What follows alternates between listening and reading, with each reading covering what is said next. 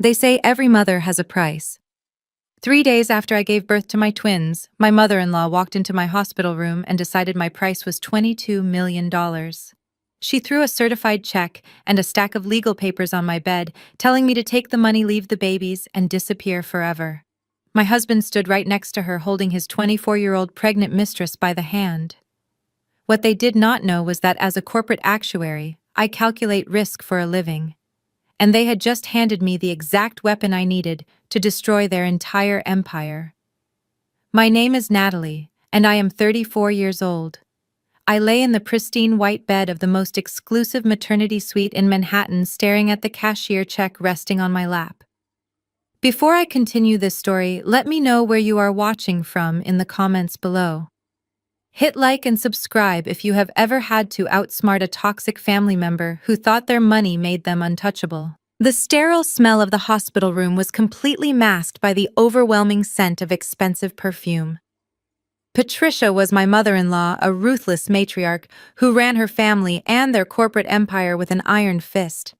She stood at the foot of my bed, her designer heels sinking into the plush rug.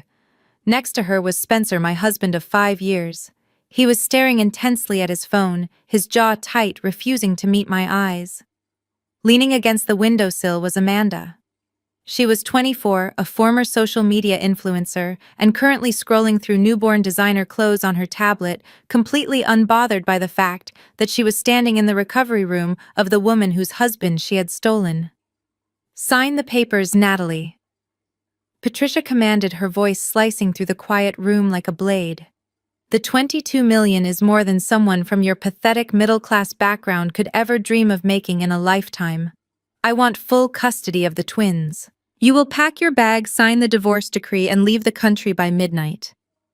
I looked down at the documents. They were thick, filled with legal jargon designed to intimidate. Then I looked at the check. $22 million. It was a staggering amount of money, enough to make most people walk away without a second thought. I felt the physical pain of my recent delivery, but I pushed it down deep inside. I did not cry. I did not scream or beg my husband to defend me. "Spencer," I said softly, testing the waters, "are you really going to let your mother buy your children?" Spencer shifted uncomfortably, finally glancing up from his screen. "It is for the best, Natalie. You know you do not fit in with our world. The boys need to be raised with the family legacy in mind. Amanda and I can provide that. Just take the money and start over." Amanda did not even look up from her screen when she chimed in. "I found the cutest matching cashmere outfits for them. Do not worry, Natalie. I will make sure the nannies take great care of your kids." I took a deep breath, feeling the dull ache of my incision, but my mind was sharper than ever. I picked up the check, holding it up to the light. 22 million, I mused aloud, keeping my voice perfectly steady. "It is a very specific number, Patricia. You could have offered 20 or rounded up to 25. But 22 million is fascinating." Patricia narrowed her eyes, clearly annoyed that I was not breaking down into tears. "It is a generous offer. Do not push your luck, you ungrateful gold digger." I smiled, a cold, calculated smile that made Spencer take a step back. "I do not think it is generosity at all," I replied. "As a matter of fact, I was reviewing the company third-quarter financial audit right before I went into labor. And would you look at that? Exactly $22 million was unaccounted for in the offshore logistics subsidiary. The exact same amount you are now handing me on a silver platter." The silence in the room was deafening. Spencer dropped his phone on the floor. Amanda finally stopped scrolling, looking confusedly between Patricia and me. Patricia lost a fraction of her color, her arrogant posture stiffening. She had underestimated me from the day we met, assuming that because I did not come from old money, I was stupid. But I was a corporate actuary. I lived and breathed financial data, risk assessment, and numbers.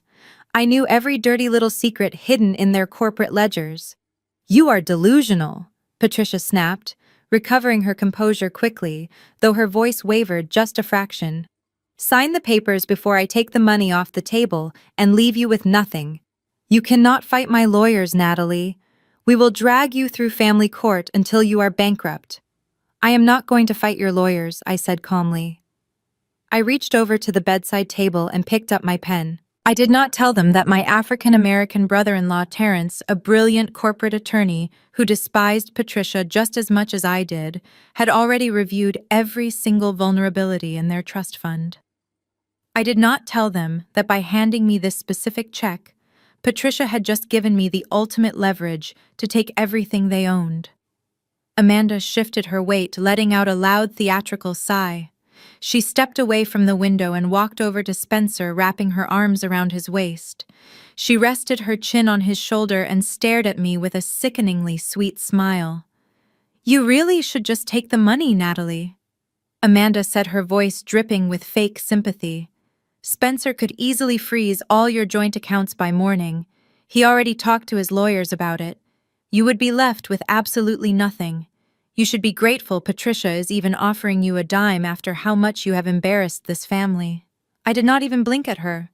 I shifted my gaze right past Amanda, treating her like a speck of dust on the wall, and looked directly at Patricia. "I am not accepting a paper check," I stated firmly, dropping the piece of paper back onto the pristine hospital blanket. Patricia crossed her arms, her diamond bracelets clinking together. "Excuse me," she snapped. "Are you suddenly too good for a cashier check?" "I am an actuary, Patricia. I deal in risk management," I replied, my voice smooth and devoid of any emotion. "A paper check from a corporate account requires clearing time. Given the volatile state of your offshore logistics subsidiary, there is a high probability that your board could flag a $22 million withdrawal by Monday morning. Or worse, you could simply place a stop payment order the second you walk out of this room. The liquidity risk is entirely unacceptable. If you want my signature on these documents tonight, you will authorize an immediate, irrevocable wire transfer into my personal account right now." For a moment, the room was dead silent. Then Patricia threw her head back and let out a sharp, mocking laugh. It echoed off the sterile hospital walls. She looked at Spencer and shook her head. "Do you hear this, Spencer? Your wife is sitting in a hospital bed bleeding, and she is giving us a lecture on liquidity risks. This is exactly why she was never meant for our world. All that nerdy actuary talk just to hide the fact that she is a desperate, greedy little woman scrambling for her payout." Patricia pulled her phone from her designer handbag. She dialed a number, her eyes never leaving my face. She wanted to savor this moment, believing she had completely broken me. "Wake up, Richard," she barked into the phone, addressing her private wealth manager. "I do not care what time it is. I need an immediate, expedited wire transfer of $22 million, cleared right this second. Yes, from my primary holding account. Use the priority routing protocol." She rattled off my banking details, which her private investigators had undoubtedly pulled weeks ago. I sat perfectly still, regulating my breathing. In my mind, I was already moving the pieces on the chessboard. Patricia thought she was buying my children. She thought she was buying my silence. She had no idea she was funding her own destruction. We waited in silence. Amanda went back to scrolling on her tablet, completely oblivious to the massive shift in power that was happening in that very room. Spencer kept his eyes glued to the floor, too much of a coward to witness the end of his marriage. 5 minutes later, my phone vibrated on the bedside table. I reached over and picked it up. A notification from my bank flashed across the screen. An incoming priority wire transfer of $22 million had successfully cleared and was now sitting securely in my personal account. The funds were fully liquid and entirely under my control. I set the phone down. I picked up the heavy gold-plated pen Patricia had left on the bed. Without a single tremor in my hand, I flipped to the last page of the thick legal document she had provided. I signed my name with a smooth, sweeping motion. I did not bother reading the preceding pages because I did not need to.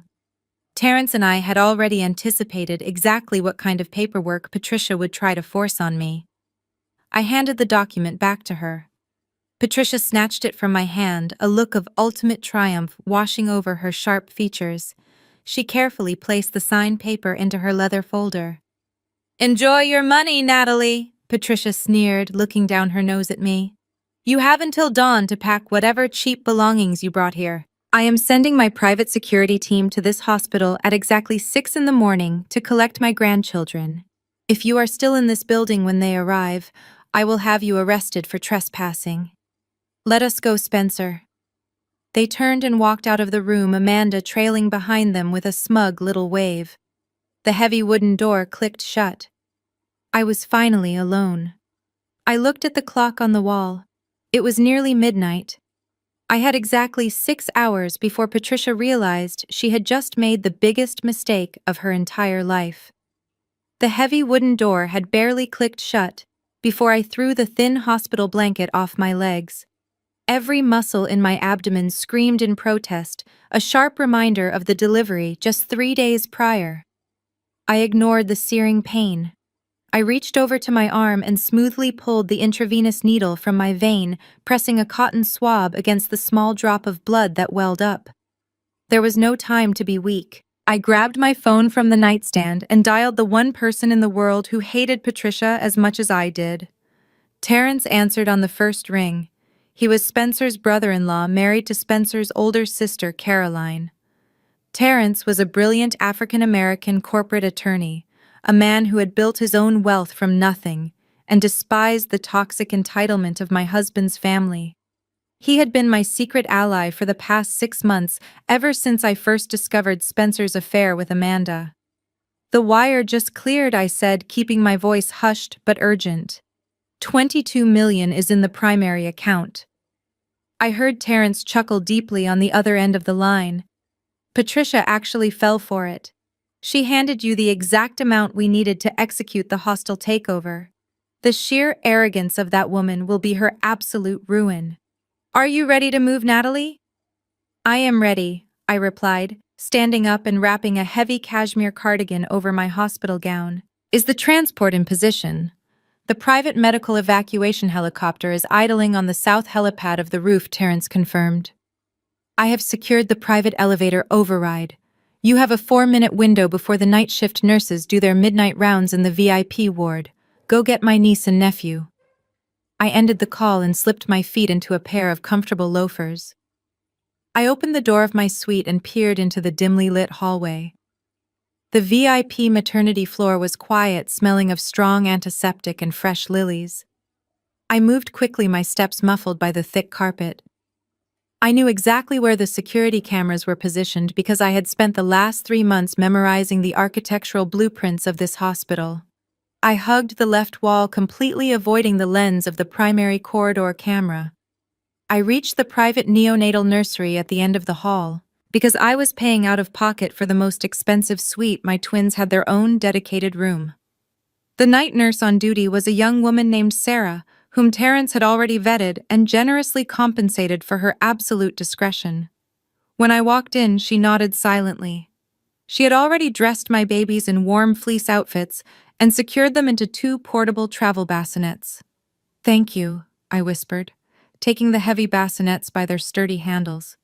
"The service elevator is unlocked, and holding on this floor," the nurse replied quietly. "Good luck, Natalie. Do not look back." I carried my children down the back corridor, my arms straining under the weight, my surgical incision burning with every step. But the adrenaline surging through my veins pushed the pain away. I reached the service elevator, pressed the glowing button, and the doors slid open instantly. I stepped inside and swiped the magnetic key card Terrence had slipped to me a week ago. The elevator bypassed the main floors entirely, shooting straight up to the roof. When the metal doors opened to the night air, the deafening roar of the helicopter blades hit me like a physical force. The freezing wind whipped my hair around my face. Terrence was waiting on the tarmac, dressed in a sharp black trench coat, his expression focused and determined. He rushed forward, taking the bassinets from my aching arms and carefully loading them into the secure medical bays inside the spacious cabin of the private chopper. I climbed in right behind him, collapsing into the leather seat and buckling my heavy safety harness. Terrence gave the pilot a sharp nod, and the helicopter instantly lifted off the hospital roof. The sudden vertical ascent made my stomach drop, but a profound wave of relief washed over my entirely exhausted body. We banked sharply over the city. I looked out the reinforced window, watching the glittering skyline of New York City shrink beneath us. The towering glass skyscrapers, the very empire Patricia believed she controlled with absolute authority, looked so incredibly small and fragile from up here. Terrence handed me a secure tablet. I tapped the screen and opened my encrypted banking application. I watched the live feed of the financial transactions. The $22 million was no longer sitting in my primary account. Our custom automated algorithms were already working, fracturing the massive sum and dispersing it into 20 different anonymous shell corporations registered in Delaware and the Cayman Islands. They will arrive at 6 in the morning to find an empty room, Terrence said, his deep voice crackling over the aviation headset. I leaned back against the seat, listening to the rhythmic hum of the helicopter blades slicing through the dark sky. "Let them come," I replied softly. The morning sun had barely crested the New York skyline when the gold-plated doors of the VIP elevator slid open on the maternity floor. Patricia marched out like a general leading an invasion. She was flanked by two massive private security guards wearing dark suits and earpieces. Spencer trailed slightly behind her, clutching a customized leather baby carrier in each hand, looking bleary-eyed and miserable. Amanda dragged her feet next to him, holding a massive iced coffee, and loudly complaining about the early hour. Patricia ignored them both. She marched straight down the quiet hallway, her heels clicking aggressively against the polished marble floor. She was ready to claim her ultimate prize. They reached my suite at the end of the corridor. Patricia did not bother knocking. She signaled to one of the guards, who pushed the heavy door open. Patricia strode into the room, expecting to find me sitting on the edge of the bed weeping over my packed bags. Instead, she found absolute silence. The hospital bed was freshly made with crisp white sheets. The monitors were turned off. The small vase of flowers I had received from a coworker was sitting abandoned on the nightstand. The room was entirely devoid of life. Patricia froze in her tracks. She looked around the empty space, her perfectly drawn eyebrows pulling together in confusion. She snapped her fingers at the guards. "Check the bathroom," she ordered sharply. "Check the closets. She is probably hiding in there, trying to drag this out." The guards moved quickly, clearing the room with tactical precision. They opened the bathroom door, pulling back the shower curtain. They checked the heavy mahogany wardrobe. One of them turned back to Patricia and shook his head. "The room is completely clear, ma'am," the guard reported. "There is nobody here." Spencer dropped the baby carriers on the floor. "What do you mean nobody is here?" he demanded, his voice pitching up in panic. "Where is my wife? Where are my children?" Amanda took a loud sip of her iced coffee. "Maybe she actually took the money and ran," Amanda suggested with a careless shrug. "I told you she was just a gold digger, Spencer. You should be happy she is finally gone." Patricia ignored the mistress. Her face was turning a dangerous shade of purple. She spun around and stormed back out into the hallway, marching directly toward the central nurse station. A morning shift nurse was sitting behind the high desk, quietly updating patient charts. Patricia slammed her hands flat on the counter, making the poor woman jump out of her chair. "Where is the patient from room 400? Patricia demanded, her voice echoing down the entire ward. "Where is Natalie, and where are those two babies?" The nurse blinked clearly, intimidated by the angry billionaire and her massive security detail. She nervously typed my name into her computer system. The nurse frowned at the screen. "According to the system, the patient officially discharged herself at 2 in the morning against medical advice," the nurse stammered. "She and the infants are no longer on the premises." Patricia lost her mind. She slammed her fist against the desk, sending a cup of pens flying across the floor. "Discharged!" Patricia screamed at the top of her lungs. "You do not just discharge two newborns in the middle of the night. This is a secure facility. How did a penniless nobody walk out of here with the heirs to my entire empire without anyone noticing? I demand to speak to the hospital administrator immediately. Lock down this entire building right now." Spencer was pacing back and forth, dragging his hands through his hair. "This is a nightmare," he kept muttering. "If the board finds out the children are missing, I am completely ruined." Patricia pulled her phone from her purse, her hands shaking with absolute rage. "This is a kidnapping," she declared loudly, pointing a manicured finger at the terrified nurse. "That crazy woman has abducted my grandchildren. I am calling the director of the Federal Bureau of Investigation right now. He is a personal friend of mine, and he will have federal agents tearing this city apart within the hour. Natalie is going to spend the rest of her pathetic life in a federal prison." Patricia began dialing the number, her chest heaving with fury.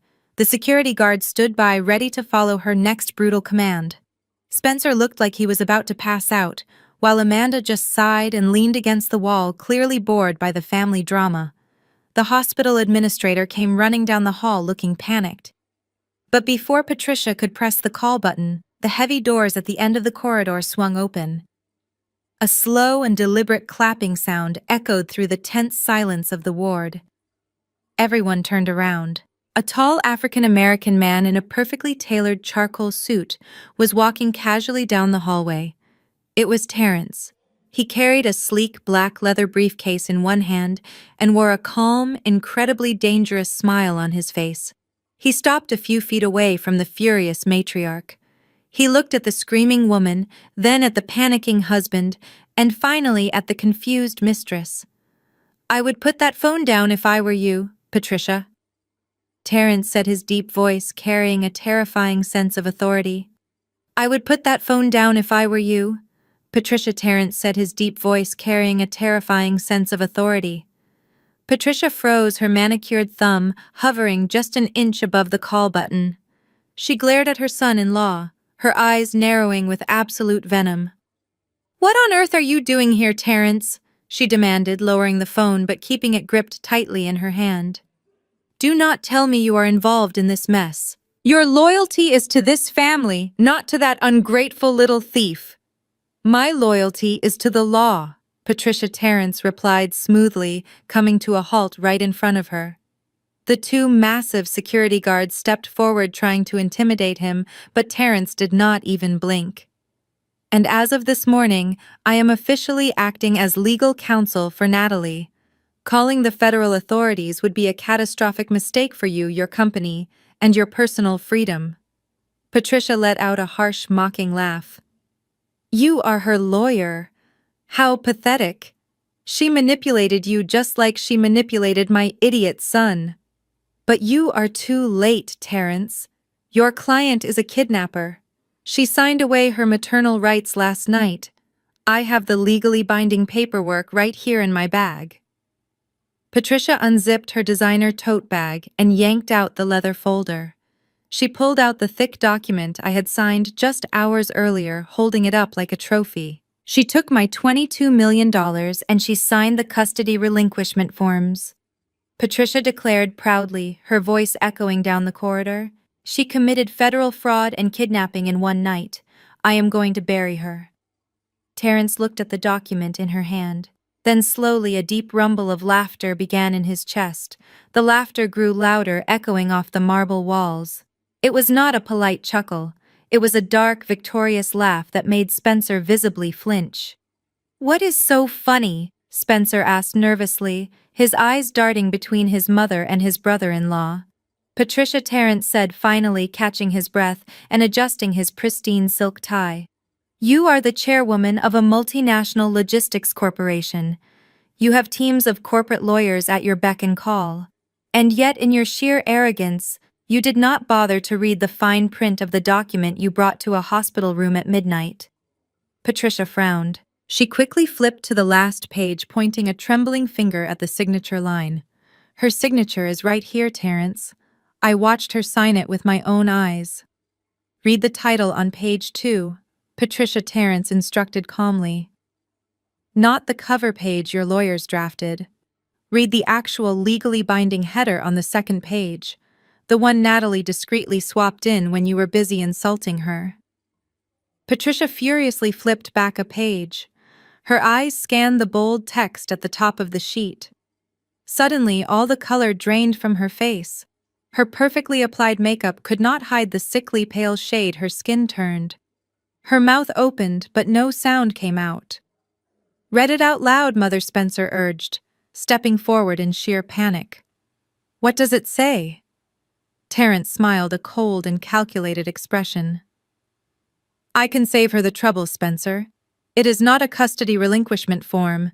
It is an irrevocable gift authorization. Amanda gasped loudly, nearly dropping her iced coffee. Wait, what does that mean? It means, Terence explained slowly, savoring every single syllable, that Patricia just legally gifted $22 million to a secure trust fund established strictly for the benefit of her newborn grandchildren.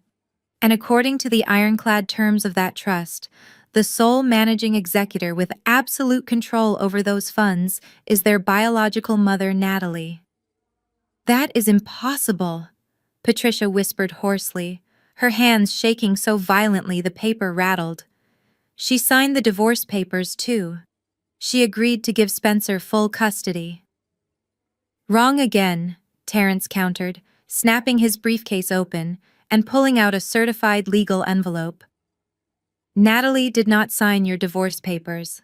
She simply signed an acknowledgement of receipt. As for the divorce itself, Natalie filed her own petition 6 months ago in the state family court. She cited at-fault grounds for adultery, complete with hundreds of photographs, text messages, and hotel receipts documenting Spencer and Amanda over the past year. Because of the infidelity clause in your own family trust, default custody remains entirely with the mother. Patricia looked like she was going to have a heart attack right there in the hospital hallway. You orchestrated this, she hissed at Terence, her voice barely a whisper. I will call the police right now and have you both arrested for extortion. Terence leaned in close, his voice dropping to a dangerous whisper. Call them, Patricia. Call the police. But the second you do, I will hand over the audio recording Natalie captured last night. The one where you explicitly offered a mother $22 million in exchange for buying her human infants. The feds call that child trafficking, and I promise you they will not let you wear your designer heels in federal prison. Patricia stood completely frozen, the heavy legal document slipping from her trembling fingers and fluttering to the hospital floor. The legal guillotine had just dropped, and she realized she had willingly placed her own head on the chopping block. Patricia did not apologize. She did not surrender. Instead, she retreated to her Manhattan penthouse and unleashed the one weapon she still had absolute control over, her vast media connections. By noon the following day, my face was plastered across every major news network and tabloid site in the country. The headlines were brutal and heavily coordinated. They did not call me a mother protecting her children. They painted me as an unstable, greedy gold digger who had suffered a severe mental breakdown. High-profile psychiatrists, who had never even met me, were suddenly on daytime television diagnosing me with postpartum psychosis. They analyzed my background, tearing apart my middle-class upbringing to prove I was just a desperate woman trying to extort a prestigious family. According to the narrative Patricia paid millions to spin, I had extorted her for $22 million in a state of sheer delusion and then kidnapped the sole heirs to the family empire. They claimed I was a danger to myself and my newborn twins. Spencer played his part perfectly. He stood on the steps of their corporate headquarters, looking disheveled and heartbroken, begging the cameras for the safe return of his sons. Amanda was conveniently kept out of the frame. The public backlash was instantaneous and vicious. My social media accounts were flooded with death threats from strangers demanding I return the children to their wealthy, loving family. I watched all of this unfold from the living room of a highly secured private compound tucked deep in the Catskill Mountains. Terence had arranged the safe house months in advance. It was surrounded by electric gates and guarded by former military contractors who answered only to him. My babies were sleeping peacefully in their cribs, completely unaware of the massive storm raging outside. I sat on the leather sofa, glaring at the television screen, my hands curled into tight fists. Every instinct in my body screamed at me to release the audio recordings and the proof of Spencer having an affair, to clear my name immediately. Terence walked into the room carrying a cup of black coffee and hit the power button on the remote, shutting off the television. Do not let her get in your head, Natalie, he said calmly, handing me the mug. This is exactly what Patricia wants. She wants you to panic and make an emotional countermove. But we are not playing a public relations game. We are playing a legal one. The trap has already been set, but it needs time to properly close around her neck. You have the money, and you have the children. Let her scream into the void for a few more days. My phone buzzed on the coffee table. It was a secure, encrypted line. I picked it up and heard the sharp, anxious voice of Caroline, my sister-in-law, and Terrence's wife. Caroline was the only person in that toxic family who had managed to escape her mother and her suffocating grip. "Natalie, are you and the twins okay?"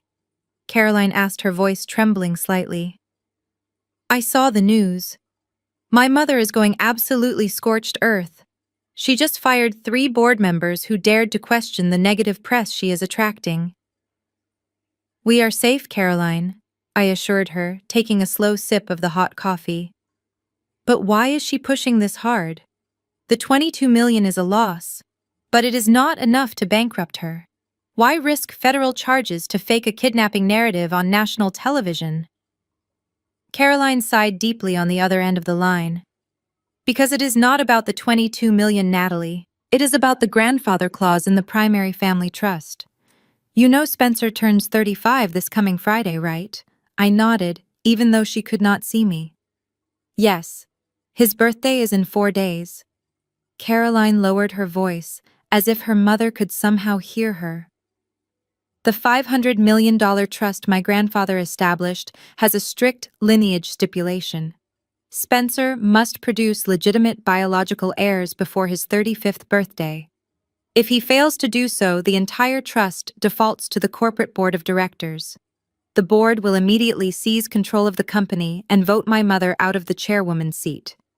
They have been trying to oust her for years." I stared at the blank television screen as the mathematical pieces of the puzzle perfectly clicked together in my mind. Spencer and his affair with Amanda, the desperate midnight hospital visit, the massive $22 million bribe.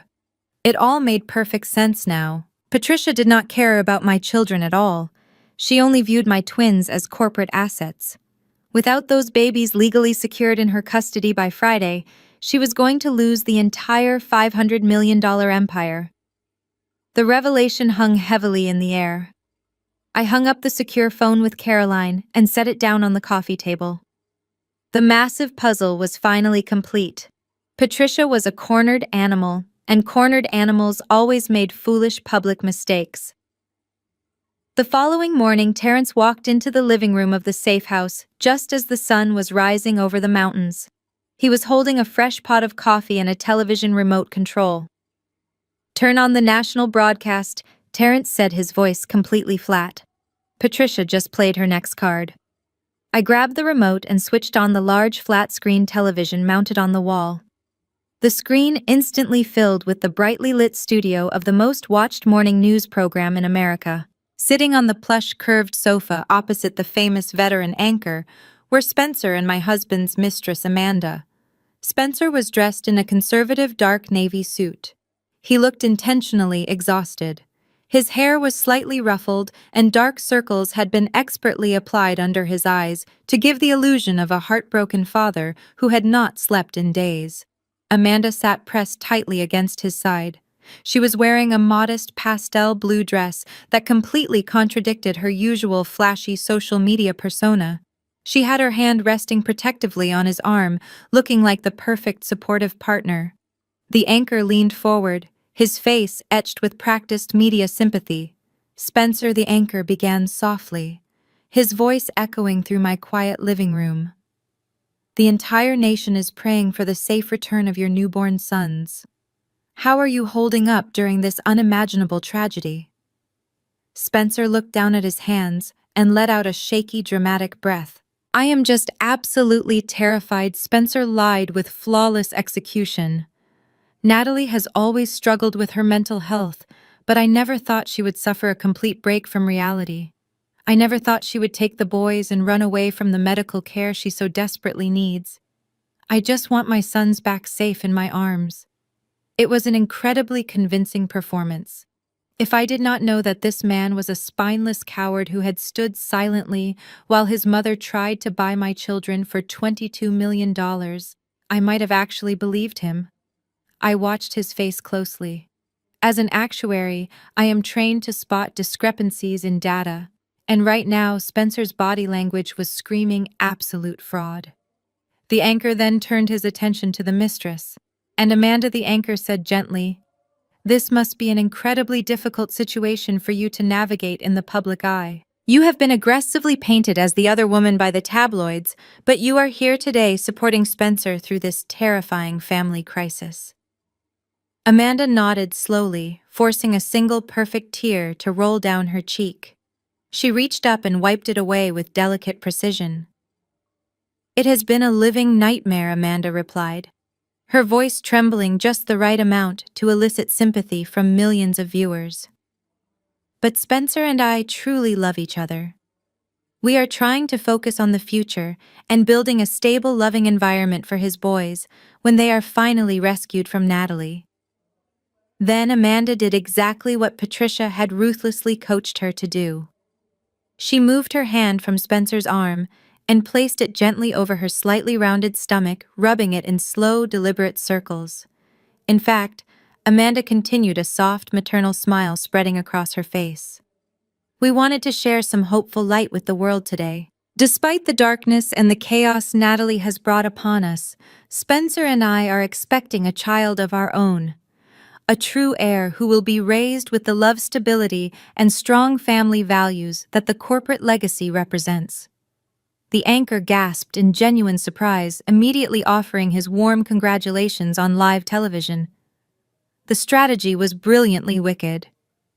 By announcing the pregnancy on national television, Patricia was trying to publicly establish Amanda's unborn child as the legitimate backup plan for the $500 million trust fund.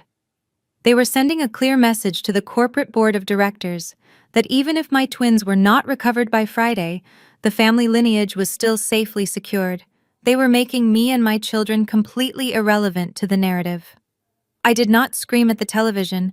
I did not throw my coffee mug against the wall. I simply picked up my highly secured laptop from the table and opened an encrypted email draft that Terrence and I had prepared the night before. Attached to the email was a single highly confidential digital file. The recipient address belonged directly to the executive producer of the morning show. This was the person sitting in the control booth, whose only job was to feed breaking news and explosive information directly into the earpiece of the anchor currently interviewing my husband. I watched Spencer smile softly at the camera, believing he had just won the ultimate public relations war and secured his massive inheritance. I rested my finger on the trackpad, took a deep breath, and pressed send. The encrypted file vanished from my screen, shooting through cyberspace directly into the secure server of the network control booth.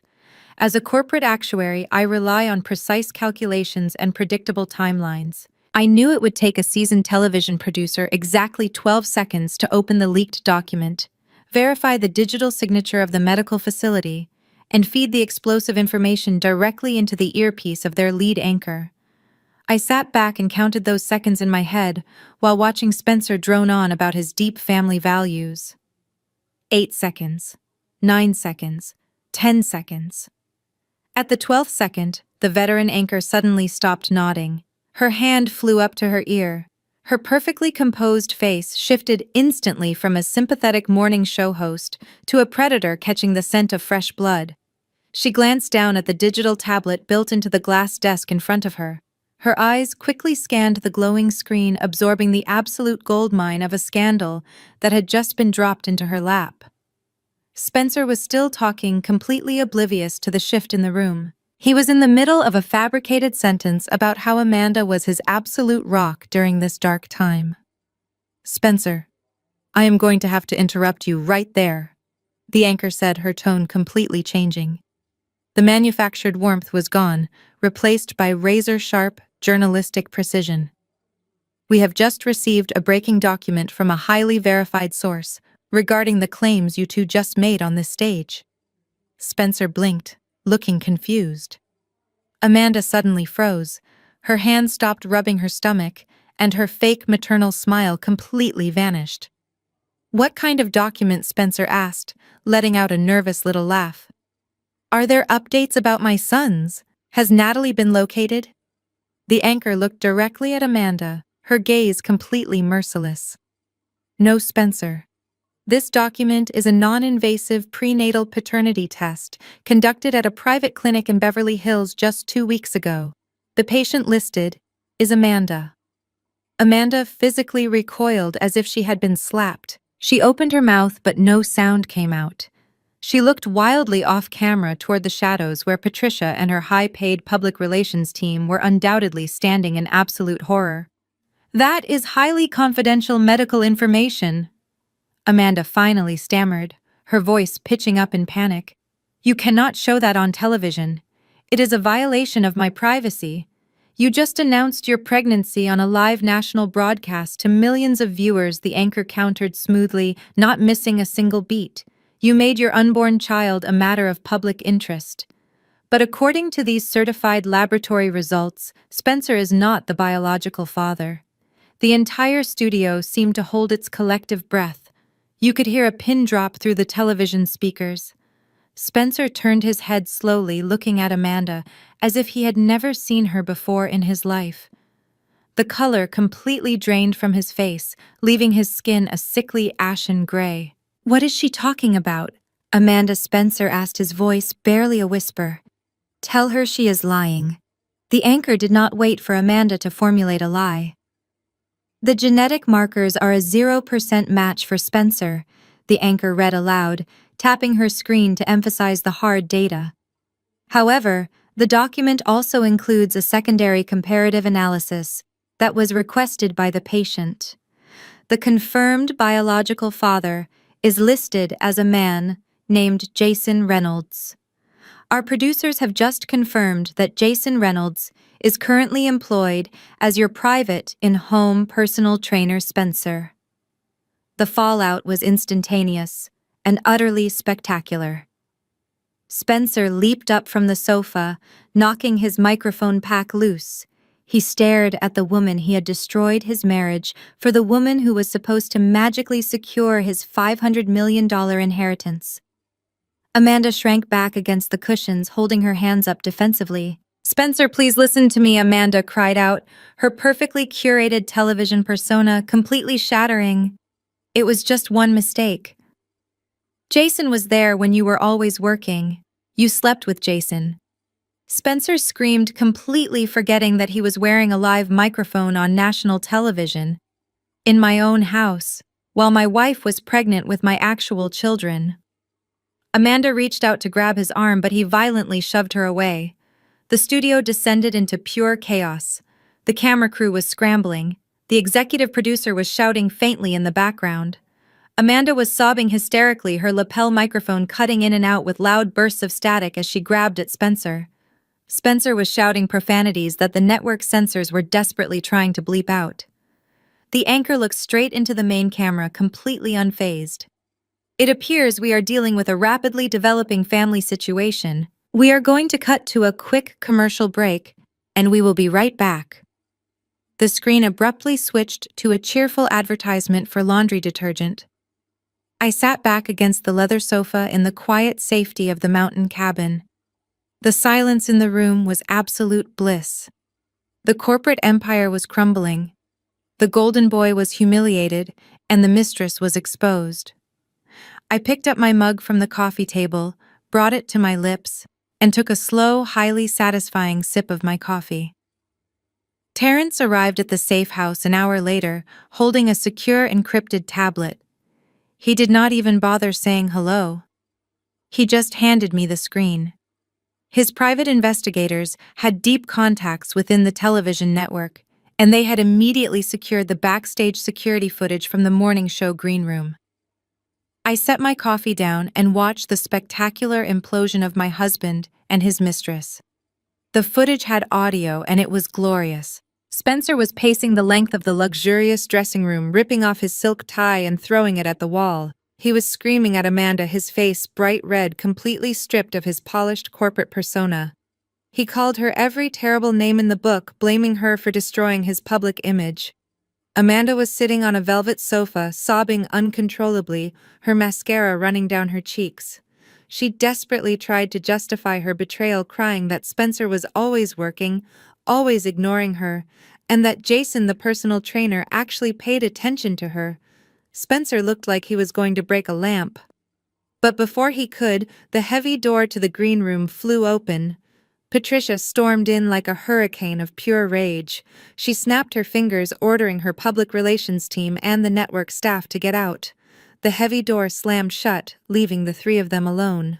Patricia did not scream. She walked with terrifying calmness directly over to the velvet sofa.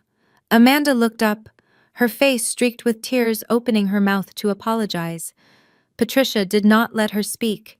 She raised her hand and slapped Amanda across the face so hard the sound echoed sharply through the tablet speakers. Amanda cried out, falling sideways onto the cushions, clutching her stinging cheek. "You pathetic little parasite!" Patricia hissed, her voice dripping with absolute venom. "You thought you could secure a piece of my empire by passing off a gym trainer's bastard as a legitimate heir. Take off the diamond necklace my son bought you. Take off the earrings. Leave the designer handbag on the table." Amanda sobbed, trembling as she fumbled with the clasp of the expensive necklace. "Please, Patricia," Amanda begged. "I have nowhere to go. My apartment is in Spencer's name. I do not even have my own credit cards anymore." Patricia looked down at her with zero pity. "You have nothing because you are nothing," Patricia stated coldly. She turned to her massive security guard who had just stepped into the room. "Escort this trash out the back exit. Do not let her take a single item that my family paid for. Throw her directly onto the sidewalk." I watched the guard grab Amanda by the arm, hauling her up and dragging her out the door. She was still crying, begging Spencer to help her, but Spencer just turned his back. The mistress who had paraded around my hospital room 24 hours earlier was now penniless and standing on a New York sidewalk with nothing but the clothes on her back. But Patricia was not done. The second the door closed, she turned her wrath on her son. "You absolute imbecile," she barked at Spencer, poking him hard in the chest. "I paid $22 million to get rid of your wife because you could not keep your pants zipped. And you chose a scheming social media model who just made us the laughingstock of the entire country." Spencer buried his face in his hands, finally realizing the magnitude of his situation. "Mother, what are we going to do?" he panicked. "The board is already calling an emergency session. My 35th birthday is in 48 hours. If we do not have Natalie's twins back by Friday morning, the grandfather clause activates.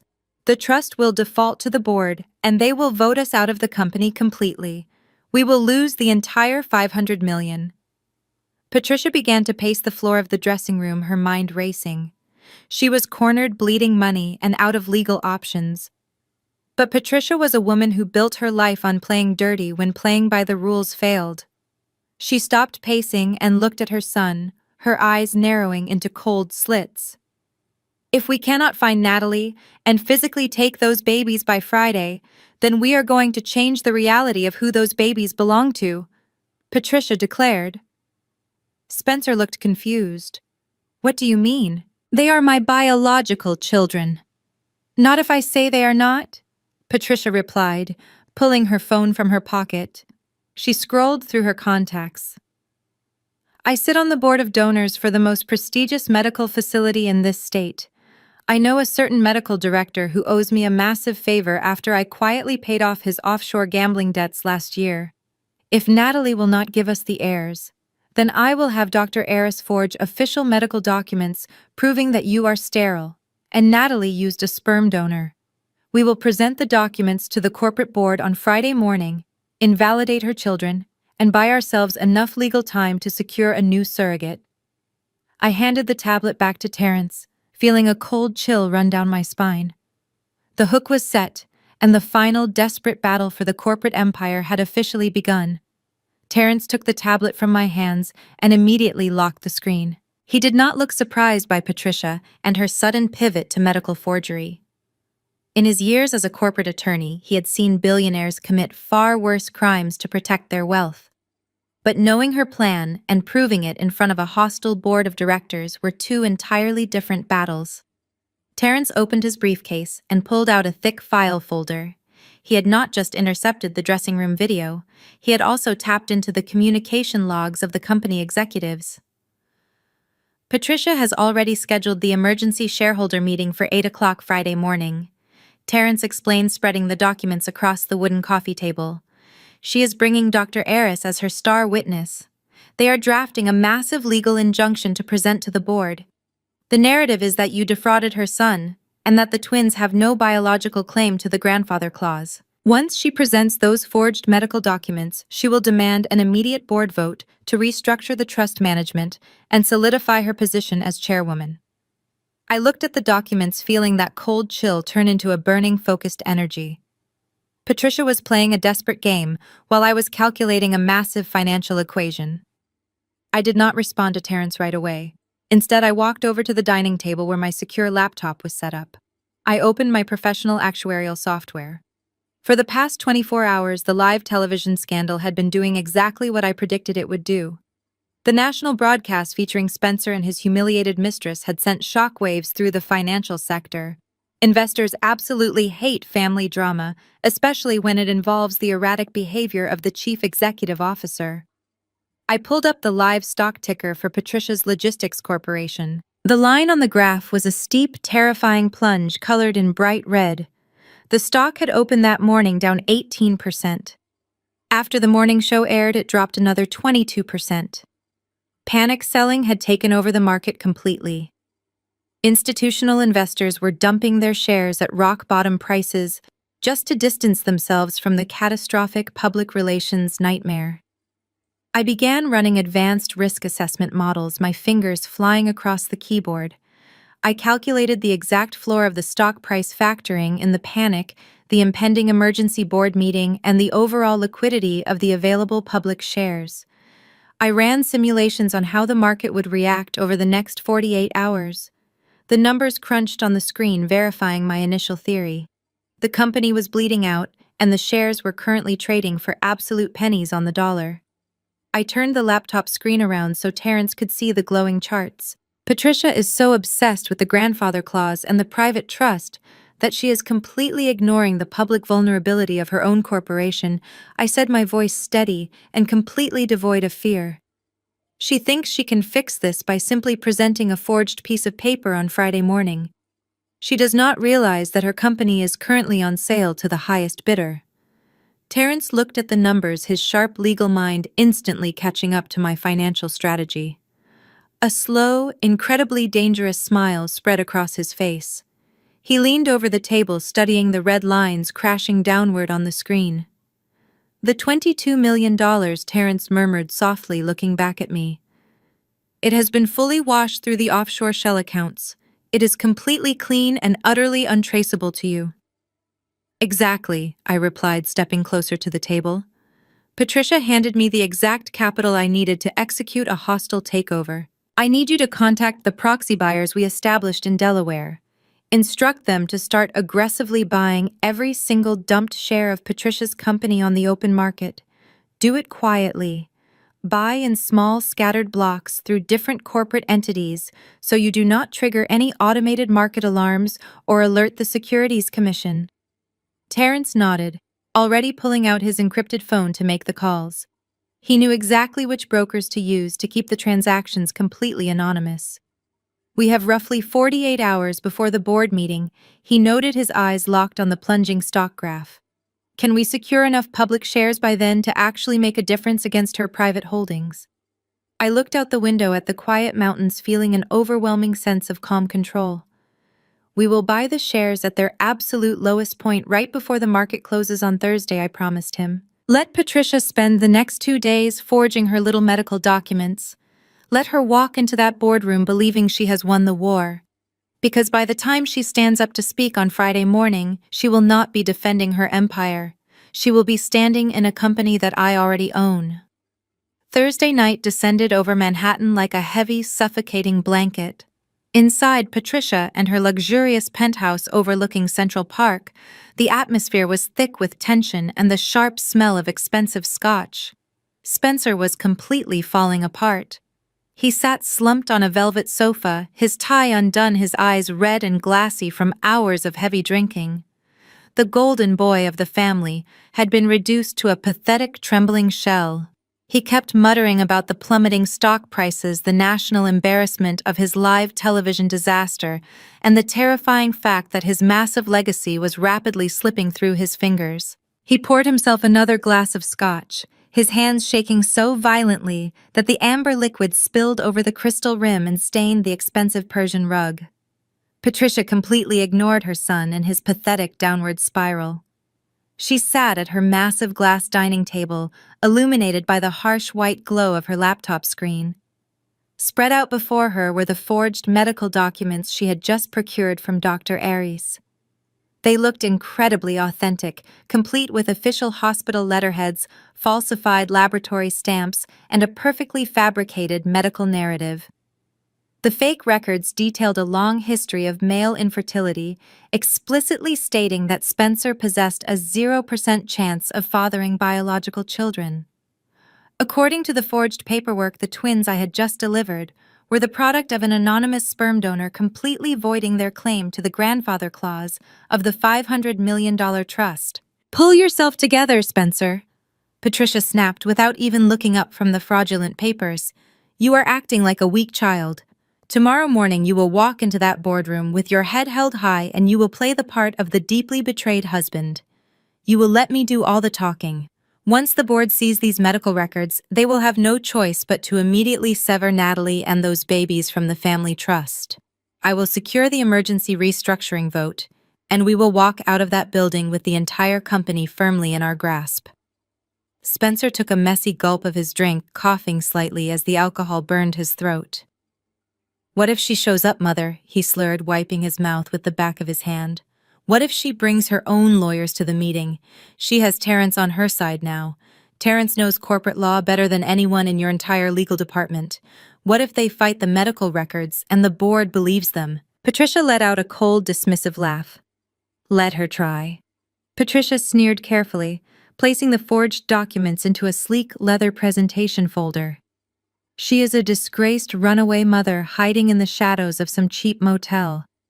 She does not have the resources or the authority to challenge a certified medical director in front of my executive board. In fact, I think it is time I remind her exactly who she is dealing with." Patricia reached for her phone, unlocking the screen with a sharp tap of her manicured fingernail. She wanted to twist the knife. She wanted to ensure that I spent the night shaking with fear. Patricia typed out a single venomous message. She did not care if my phone was being tracked or if Terrence was monitoring my communications. Her absolute arrogance blinded her to the very real danger she was currently in. She hit send, and the message flew through the cellular network. The text read, "You cannot hide forever. By tomorrow morning your kids will be legally recognized as bastards, and you will be left with nothing. See you in court." Miles away from the safe house in the Catskill Mountains. I felt my phone vibrate in my pocket. I was no longer hiding in the remote wilderness. I had quietly flown back into the city via helicopter earlier that evening, leaving the twins safely guarded by Terrence and his elite security team. The proxy buyers had successfully completed their aggressive purchasing sweep right before the market closed.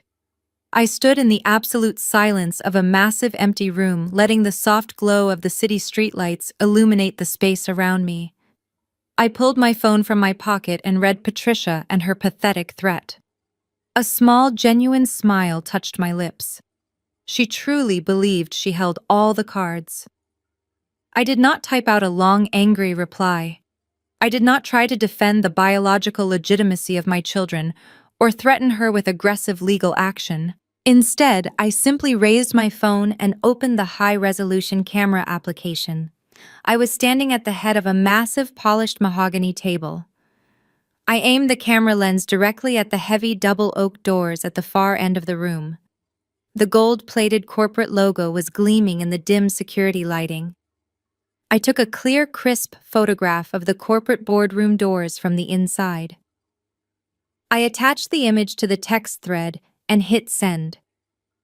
Patricia thought she was preparing for a war tomorrow morning. She had no idea I was already sitting quietly inside the building waiting for her to arrive. Friday morning arrived with a gray, overcast sky, casting long shadows across the Manhattan financial district. Inside the corporate headquarters, the atmosphere was electric with tension. The boardroom was a massive expanse of polished mahogany and floor-to-ceiling glass windows overlooking the city. By 7:45, the room slowly filled with the executive board of directors. These were mostly older, wealthy men in expensive, tailored suits. They were men who cared only about their stock portfolios and absolutely nothing about family loyalty. They took their respective seats at the massive table, murmuring anxiously to one another about the catastrophic stock plummet that had decimated their net worth over the past 48 hours. I watched them arrive through the frosted glass of the adjoining private executive lounge where Terrence and I were comfortably waiting. Promptly at 8 o'clock, Patricia marched into the boardroom. She wore a sharp crimson designer suit, projecting an aura of absolute dominance. Spencer trailed behind her, looking like a man walking to his own execution. He kept his head down, avoiding the sharp, glaring eyes of the furious board members. Patricia took her place at the head of the long table, slamming her leather folder down with a sharp thud that instantly silenced the entire room. "Gentlemen!" Patricia began, her voice projecting with practiced authority. "I called this emergency meeting because our company is facing an unprecedented public relations crisis orchestrated by a deeply unstable woman. But I am here to assure you that the family legacy and the $500 million trust remain entirely secure." A senior board member leaned forward, crossing his arms defensively. "The market does not look secure, Patricia," he stated coldly. "Your son made a total fool of himself on national television yesterday, and your daughter-in-law vanished with the sole heirs to the grandfather clause. If Spencer does not have legitimate biological children by midnight tonight, the board automatically takes control of the trust. Those are the ironclad rules your father established to protect this empire from incompetence." Patricia smiled a thin reptilian grin. "That would be true if the children Natalie just delivered were actually Spencer's biological heirs," Patricia replied smoothly, opening her leather folder. She began distributing copies of the forged medical files, sliding them across the polished wood to the executives. "But they are not." The board members picked up the documents, adjusting their reading glasses. Patricia continued her completely fabricated narrative without a single ounce of hesitation. "As you can see from these certified medical records signed by Dr. Aris, the chief of reproductive medicine at our most prestigious hospital, my son Spencer has suffered from severe male infertility for years. He has a 0% chance of fathering biological children. Natalie knew about the stipulations of the family trust, and she used an anonymous sperm donor to secretly conceive those twins. She intended to pass them off as legitimate heirs to defraud this family and secure her own wealth." The men in the room gasped, flipping through the highly convincing pages. The forged hospital letterheads and falsified laboratory stamps looked incredibly authentic. Spencer stared blankly at the table, playing the part of the deeply humiliated victim, exactly as his mother had instructed him to do. He looked pathetic, but the board was buying the performance. Because these children are the product of an anonymous donor, they hold absolutely no legal claim to the grandfather clause, Patricia declared, her voice echoing triumphantly off the glass walls. "I am officially moving to invalidate their status as heirs to the trust. Furthermore, I am calling for an immediate board vote to grant me permanent emergency proxy over all corporate holdings, ensuring financial stability for our shareholders, and removing this toxic distraction from our narrative. We will find a suitable legal surrogate for Spencer soon, but today we must act to protect the company. All those in favor of restructuring the board under my absolute authority, please raise your hands." Several older men immediately began to raise their hands, eager to stop the financial bleeding and side with the ruthless matriarch who promised them stability. They wanted the stock to rebound, and they did not care whose throat they had to step on to make it happen. But before a single vote could be officially tallied, The heavy oak doors at the back of the boardroom swung open with a massive, echoing crash. The board members abruptly lowered their hands and whipped their heads around in shock. Patricia froze, her triumphant smile completely dissolving into a look of absolute horror. Terrence walked into the room first, his presence commanding instant absolute silence. He was dressed in a pristine navy suit, carrying his signature black leather briefcase. And right behind him I stepped confidently through the doorway. I was not hiding, and I was certainly not terrified. I wore a razor-sharp white tailored suit, my heels clicking aggressively against the hardwood floor as I pushed a designer double stroller carrying the very airs Patricia was just trying to erase. Security guards stationed at the corners of the massive boardroom immediately lunged forward. Patricia pointed a trembling manicured finger at me, her face twisting in absolute outrage. "Get her out of here!" Patricia screamed, her voice cracking with panic. "She is trespassing. She kidnapped my grandchildren. Restrain her and call the police immediately." The two largest guards reached out to grab my arms, but they never even made contact. Terrence stepped smoothly in front of the stroller, completely blocking their path. He did not raise his fists.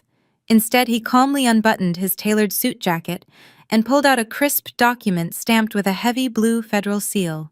He held it up high enough for the entire executive board to see. "Touch my client or her children, and you will be immediately arrested for violating a federal court injunction."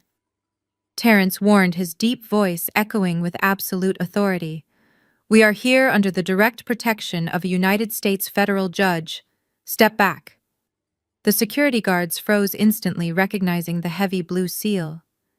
They backed away, leaving Terrence and me standing completely unopposed at the end of the long mahogany table.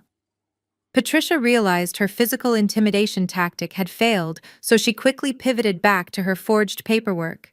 She slammed her hand down on the falsified medical records scattered across the table.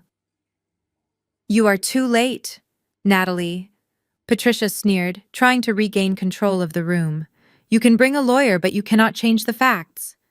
We already have the certified medical records proving those children do not belong to Spencer. We know you used an anonymous sperm donor to defraud this family. You have absolutely no legal claim to the grandfather clause, and the board is voting to restructure the trust right now." I stopped the designer stroller at the opposite end of the table and locked the wheels. The twins were sleeping soundly, completely unaware of the corporate bloodbath happening around them. I looked at the old, arrogant men staring at me. Then I looked at Spencer, who was visibly shaking in his expensive leather chair. I reached into my sophisticated designer diaper bag. I did not pull out a bottle or a pacifier. I pulled out a thick, tamper-evident envelope bearing the official seal of the Federal Bureau of Investigation Forensic Laboratory. I tossed the heavy envelope right down the center of the polished wooden table. It slid perfectly, stopping just inches away from Patricia and her forged papers. "I am a corporate actuary, Patricia," I said, my voice cutting through the heavy tension of the room like a perfectly sharpened blade. "I assess risk for a living. And marrying into your highly toxic family was the biggest risk of my entire life. I knew you would try to steal my children the second they were born, so I took the necessary precautions to completely neutralize your strategy." I looked directly at the senior executive board member sitting near the envelope. "Open it," I instructed him calmly. On the day of my delivery, I formally requested a federally supervised DNA collection. The chief hospital administrator oversaw the swabbing of my twins under the watchful eye of a court-appointed federal marshal. It was not conducted by Patricia and her private gambling-addicted doctor. It was processed by a federal laboratory. The senior board member nervously picked up the envelope, broke the tamper-evident seal, and pulled out the crisp official document. The room was so quiet you could hear the paper rustle. Read the results aloud. Terrence commanded, stepping forward to stand shoulder to shoulder with me. The board member cleared his throat, his eyes scanning the irrefutable genetic data. "Probability of paternity is 99.9%. The executive read aloud, his voice echoing off the glass walls. "Spencer is conclusively the biological father of both male infants." Spencer buried his face in his hands, letting out a pathetic whimper. The board members erupted into angry murmurs, realizing they had almost been tricked into voting on fraudulent grounds. Terrence pulled a secondary file from his briefcase and dropped it onto the table. Furthermore, Terrence announced loudly the medical director who signed Patricia and her fake documents. Dr. Eris was taken into federal custody just 1 hour ago for wire fraud and medical malpractice. He immediately confessed to forging those fertility records in exchange for Patricia secretly paying off his massive offshore gambling debts. The entire executive board turned to glare at Patricia. She had just exposed the company to a massive federal investigation. She was backed into an absolute corner, but the ruthless matriarch still refused to surrender. Her face contorted with pure, desperate rage. She slammed both of her hands on the table, leaning forward like a cornered predator. "Fine," Patricia sneered, her voice shrill and dripping with venom. "They are his, which means they belong to the trust, and I am the conservator." "Fine." Patricia sneered, her voice shrill and dripping with venom. "They are his, which means they belong to the trust, and I am the conservator." I smiled. It was not a small, polite smile, but a genuine expression of absolute victory. I turned my back on Patricia for a brief moment, projecting total, unbothered confidence. I walked over to the edge of the table and unlatched the heavy brass locks of the sleek leather briefcase Terrence had carried in for me. I reached inside and pulled out a fragile, yellowed stack of papers. The document was bound by a thick, faded silk ribbon and sealed with the original cracked wax stamp of the family patriarch. This was not a digital copy or a recently amended corporate summary that Patricia liked to manipulate. This was the original foundational document of the $500 million trust written in 1980. I placed the heavy parchment gently onto the center of the polished mahogany table. "I am not sure if you actually read your father and his foundational legal documents, Patricia," I said, my voice perfectly level as I carefully untied the old ribbon. "Or if you just assume your immense wealth allows you to rewrite the rules whenever they no longer suit your current narrative." But as a corporate actuary, I read absolutely everything. I study the footnotes. I analyze the deep historical data. And I pay special attention to the hidden clauses that outline absolute catastrophic risk. I opened the heavy cover and flipped past the first dozen pages. The board members leaned forward in their expensive leather chairs, their eyes glued to the ancient paper. Patricia scoffed loudly, rolling her eyes, but I could see the sudden sharp uncertainty flickering behind her aggressive posture. "Your father was an incredibly strict man." I continued, tracing my index finger down the thick parchment until I found the exact paragraph I was looking for. "He built this massive empire from absolutely nothing, and he actively despised moral failure. He specifically designed this trust to protect the family assets from reckless, irresponsible heirs who could not control their own basic impulses." Which brings us directly to Section 4, subsection B. Terrence stepped forward, his powerful presence commanding the room. "Allow me to translate the archaic legalese for the executive board," Terrence offered, looking directly at the senior executives who held the company purse strings. Clause 4.b explicitly outlines the guardianship of all infant shares in the event of a documented marital dissolution. It states that if the male heir, in this case Spencer, commits documented marital infidelity, he immediately and permanently forfeits all proxy and voting rights attached to his minor children and their inherited corporate shares. Patricia opened her mouth to argue, but Terrence cut her off before she could even form a syllable. "Those voting rights do not revert to the corporate board," Terrence stated firmly, his voice leaving no room for debate. "And they absolutely do not revert to the grandmother. The clause dictates that the voting rights default entirely to the primary legal guardian of the infant heirs. Because Natalie filed for an at-fault divorce, first that sole guardian is their biological mother." Patricia slammed her hands flat on the table again, her face turning a dangerous shade of red. "You have no proof of infidelity that this board recognizes," she desperately argued, pointing a shaking finger at me. A few text messages and hotel receipts do not constitute a legal breach of the trust. I will tie you up in litigation for a decade before I let you touch those shares. I looked at her genuinely amazed by her sheer delusion. Patricia, I replied smoothly, tilting my head.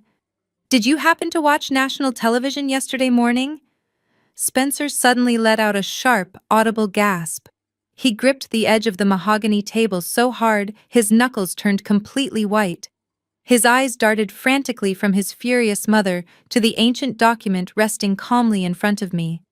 Terrence reached into his jacket and tossed a certified legal transcript of the morning show broadcast right next to the trust document. Your son went on a live national broadcast, I reminded the silent room, projecting my voice so every single executive could hear me. He sat next to his pregnant mistress. He publicly admitted to an ongoing romantic affair. He confirmed his adultery on camera to an audience of millions of viewers. And then, in a spectacular twist of fate, the entire world watched as he discovered his mistress was actually sleeping with his personal trainer. It was not just a massive public relations disaster. It was a globally broadcast, undeniable, legally binding confession of marital infidelity. The executives at the table began to murmur urgently among themselves. The senior board member who had just read the DNA results picked up a copy of the current corporate bylaws, frantically cross-referencing the old trust document with their modern operating procedures. He looked up, his face completely pale. She is right, the senior member announced, his voice echoing in the massive room. According to the foundational charter, the mother currently holds the proxy.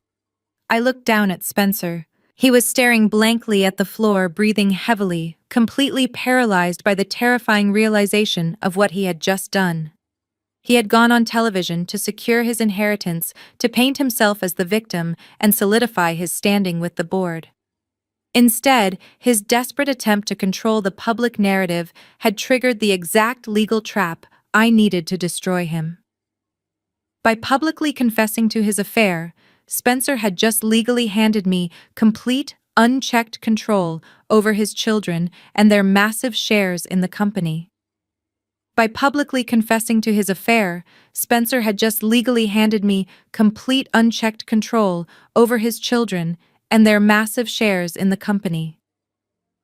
Patricia stood frozen at the head of the table.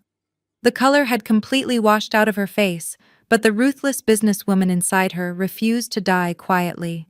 She took a deep breath, smoothing the front of her crimson designer suit, and forcibly hardened her expression. She looked around the boardroom, calculating the numbers in her head with the speed of a seasoned corporate predator.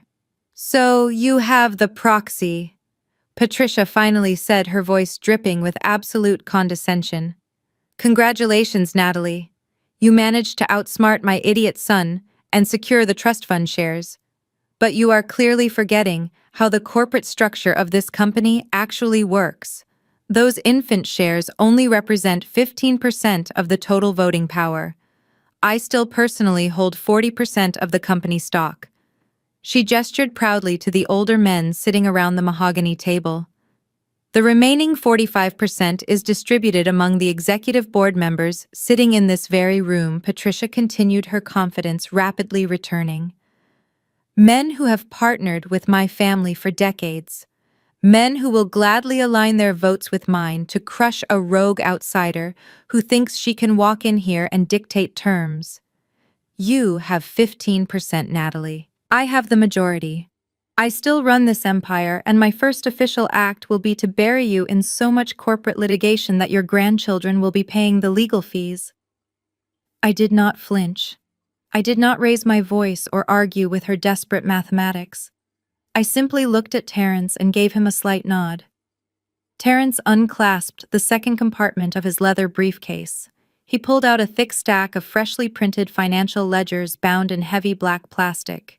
He began walking down the length of the long table, dropping a copy of the ledger in front of every single executive board member.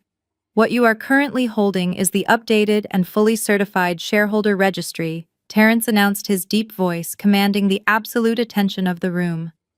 It was officially filed with the Securities and Exchange Commission at precisely 7 o'clock this morning. I highly suggest you turn to page 4 and review the newly recorded majority distributions. Patricia snatched a copy of the registry from the hands of the executive sitting nearest to her. "What is this nonsense?" she demanded, frantically flipping through the pages. "You cannot alter the shareholder registry without a formal board vote. You cannot alter private executive shares without a vote." I corrected her, taking a slow, deliberate step toward her end of the table. "But the public shares are entirely at the mercy of the open market. And your open market, Patricia, has been an absolute bloodbath for the past 48 hours. The senior executive board member ran his finger down the column of numbers on page 4. His eyes widened in absolute shock. "The public shares?" he whispered, his voice trembling. "Over the last 2 days, someone has been aggressively buying up every single dumped share on the open market through a network of blind limited liability companies." "Exactly," Terrence confirmed, resting his hands on the back of an empty leather chair. When Spencer humiliated himself on live television, the corporate stock price plummeted to historic lows. Institutional investors panicked and dumped millions of shares for pennies on the dollar.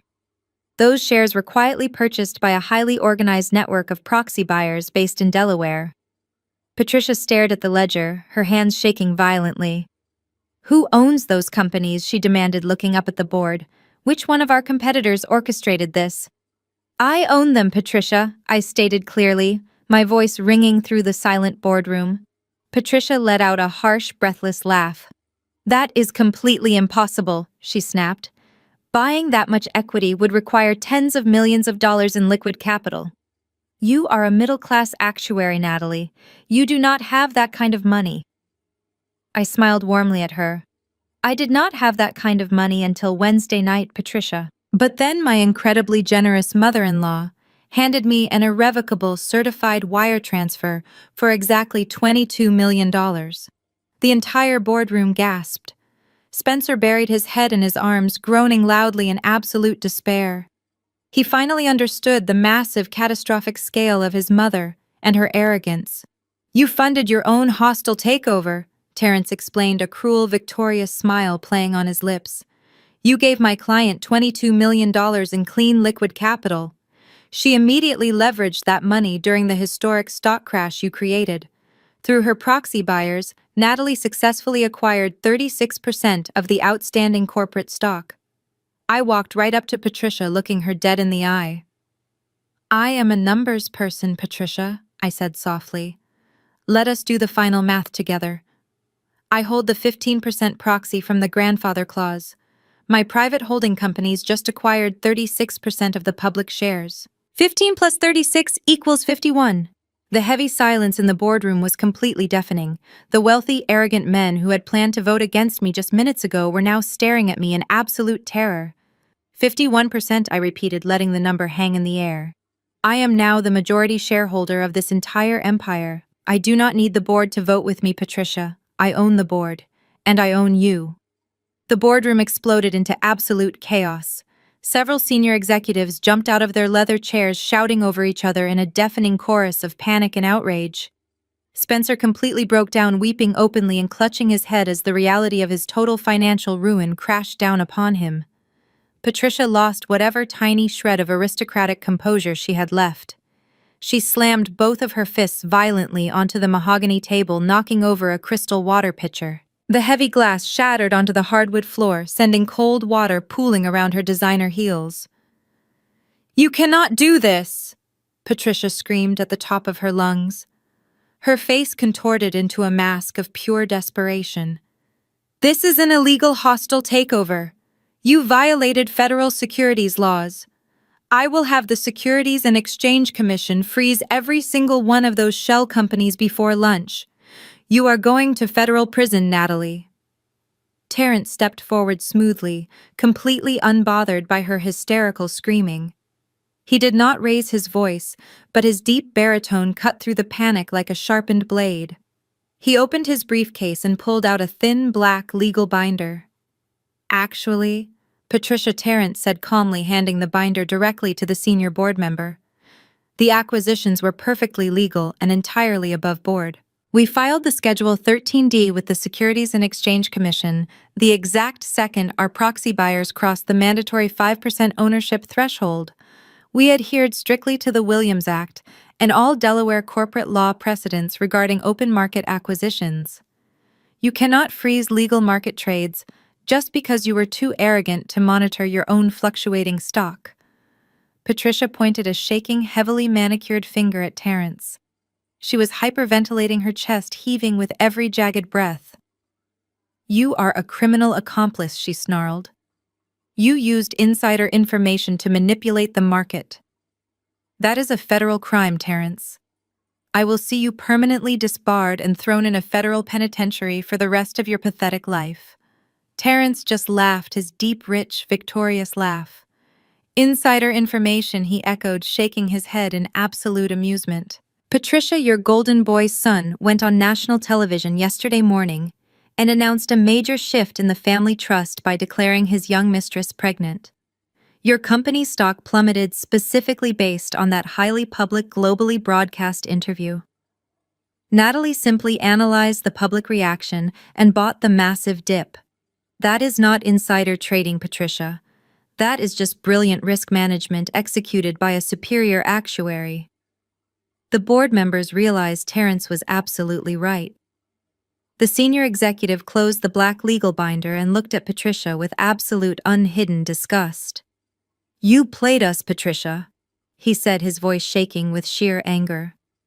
"You brought forged medical documents to this executive board to try and steal a family trust fund while your own company was being aggressively bought out right from under us.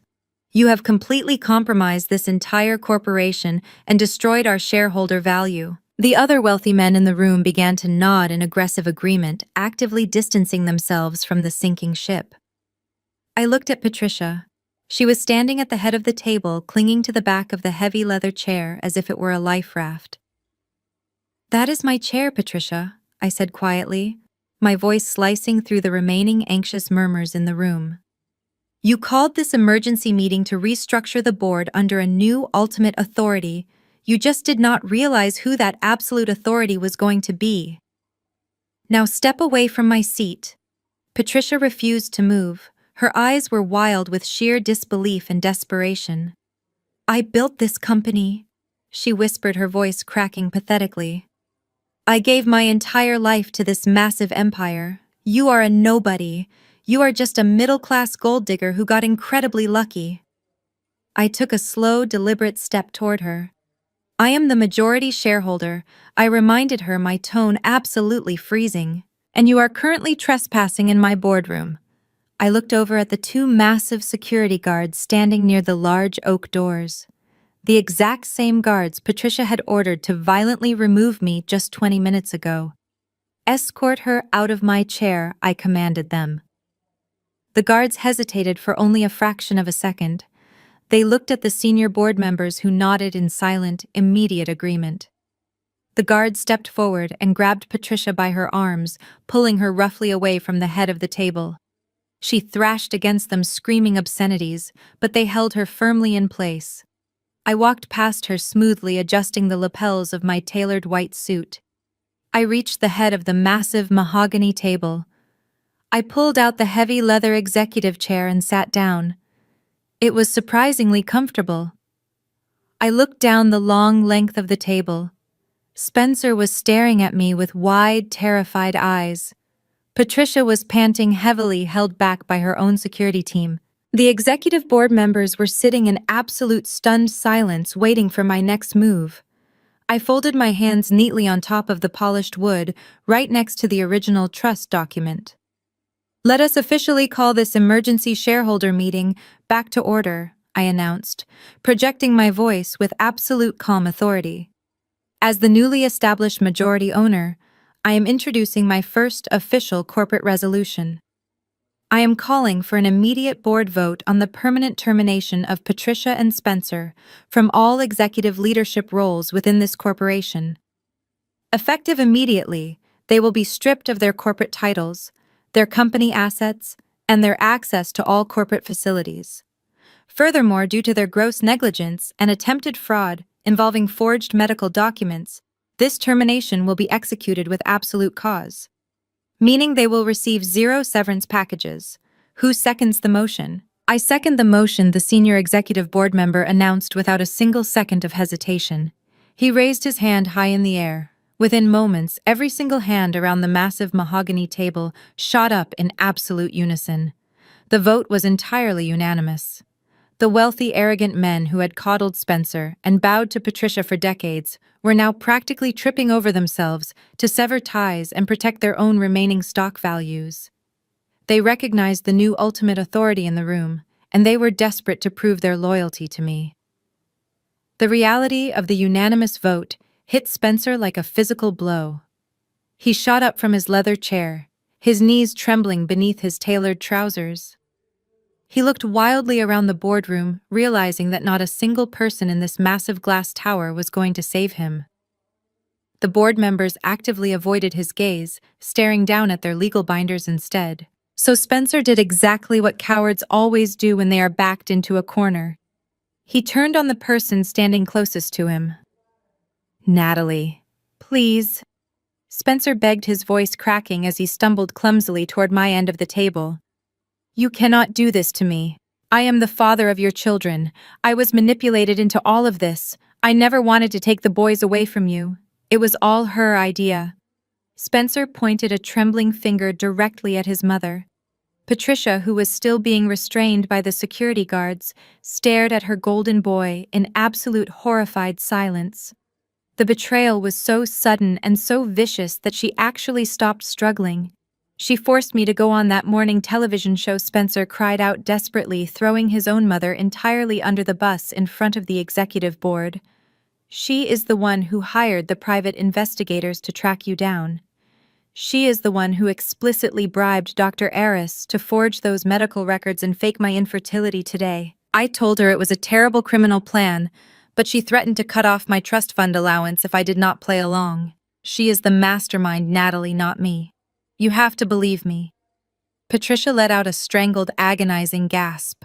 After spending her entire life spoiling him, elevating him, and protecting him from the consequences of his own disastrous actions, her perfect son had completely betrayed her the second his own comfort was threatened. "You ungrateful little coward," Patricia hissed, her voice venomous but broken. "I did everything for you." I sat perfectly still in the heavy leather executive chair. I did not feel a single ounce of pity for either of them. I looked at Spencer, analyzing him not as a husband or a father, but strictly as a failed corporate investment. "You turn 35 years old tomorrow, Spencer," I said, my voice dropping to a cold, clinical tone that echoed off the glass walls. "Let us do a quick actuarial calculation of your actual worth. You just lost your executive salary and your massive annual corporate bonus. Because you publicly admitted to infidelity on national television, you completely voided your access to the grandfather clause. Because you are being terminated with absolute cause today, you receive no golden parachute and no severance package." Spencer stopped walking, his mouth hanging slightly open as the catastrophic financial math washed over him. "Your luxury penthouse and your imported vehicles are all listed as corporate assets, which means the company is legally repossessing them this afternoon." I continued, my voice completely devoid of emotion. "You have 0 personal savings because you spent your entire adult life living off your mother and her corporate expense accounts. The credit cards in your wallet are tied to the corporate accounts which Terrence already froze 10 minutes ago.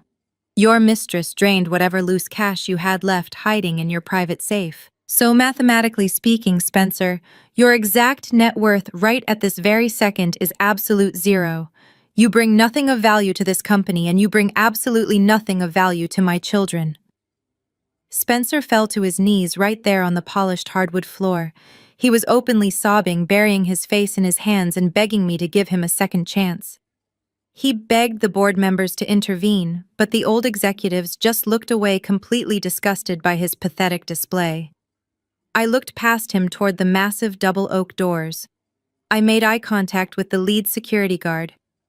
"Escort the former executive out of my building," I ordered calmly. "Remove his corporate keycards and ensure he does not take a single piece of company property with him." The 2 massive guards released Patricia, and immediately advanced on Spencer.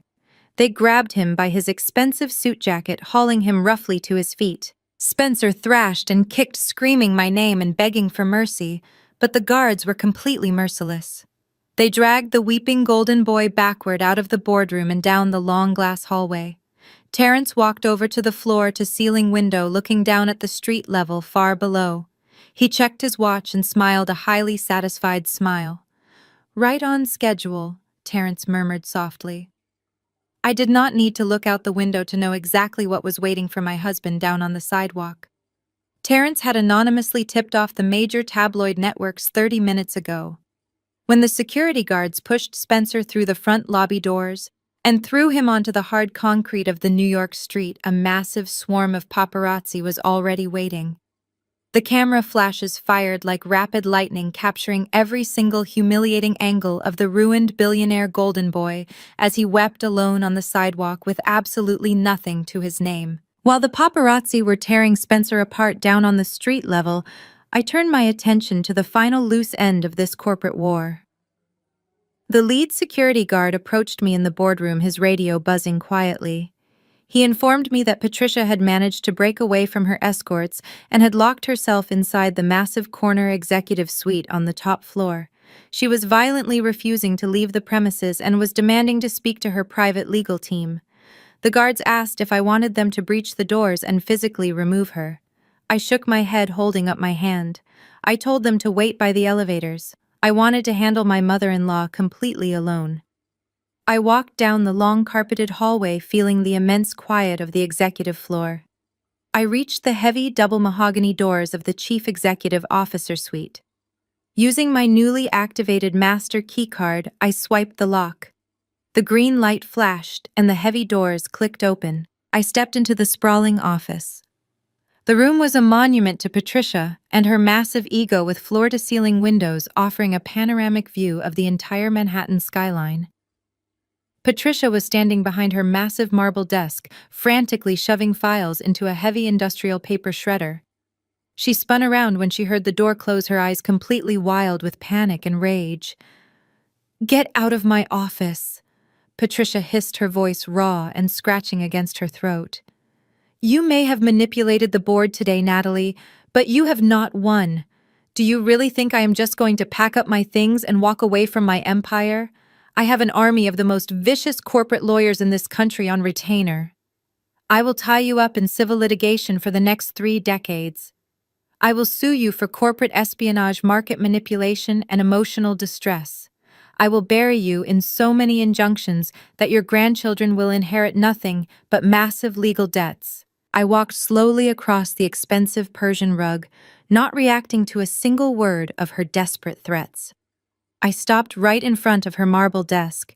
I reached out and calmly pressed the power button on her industrial shredder, silencing the loud grinding noise.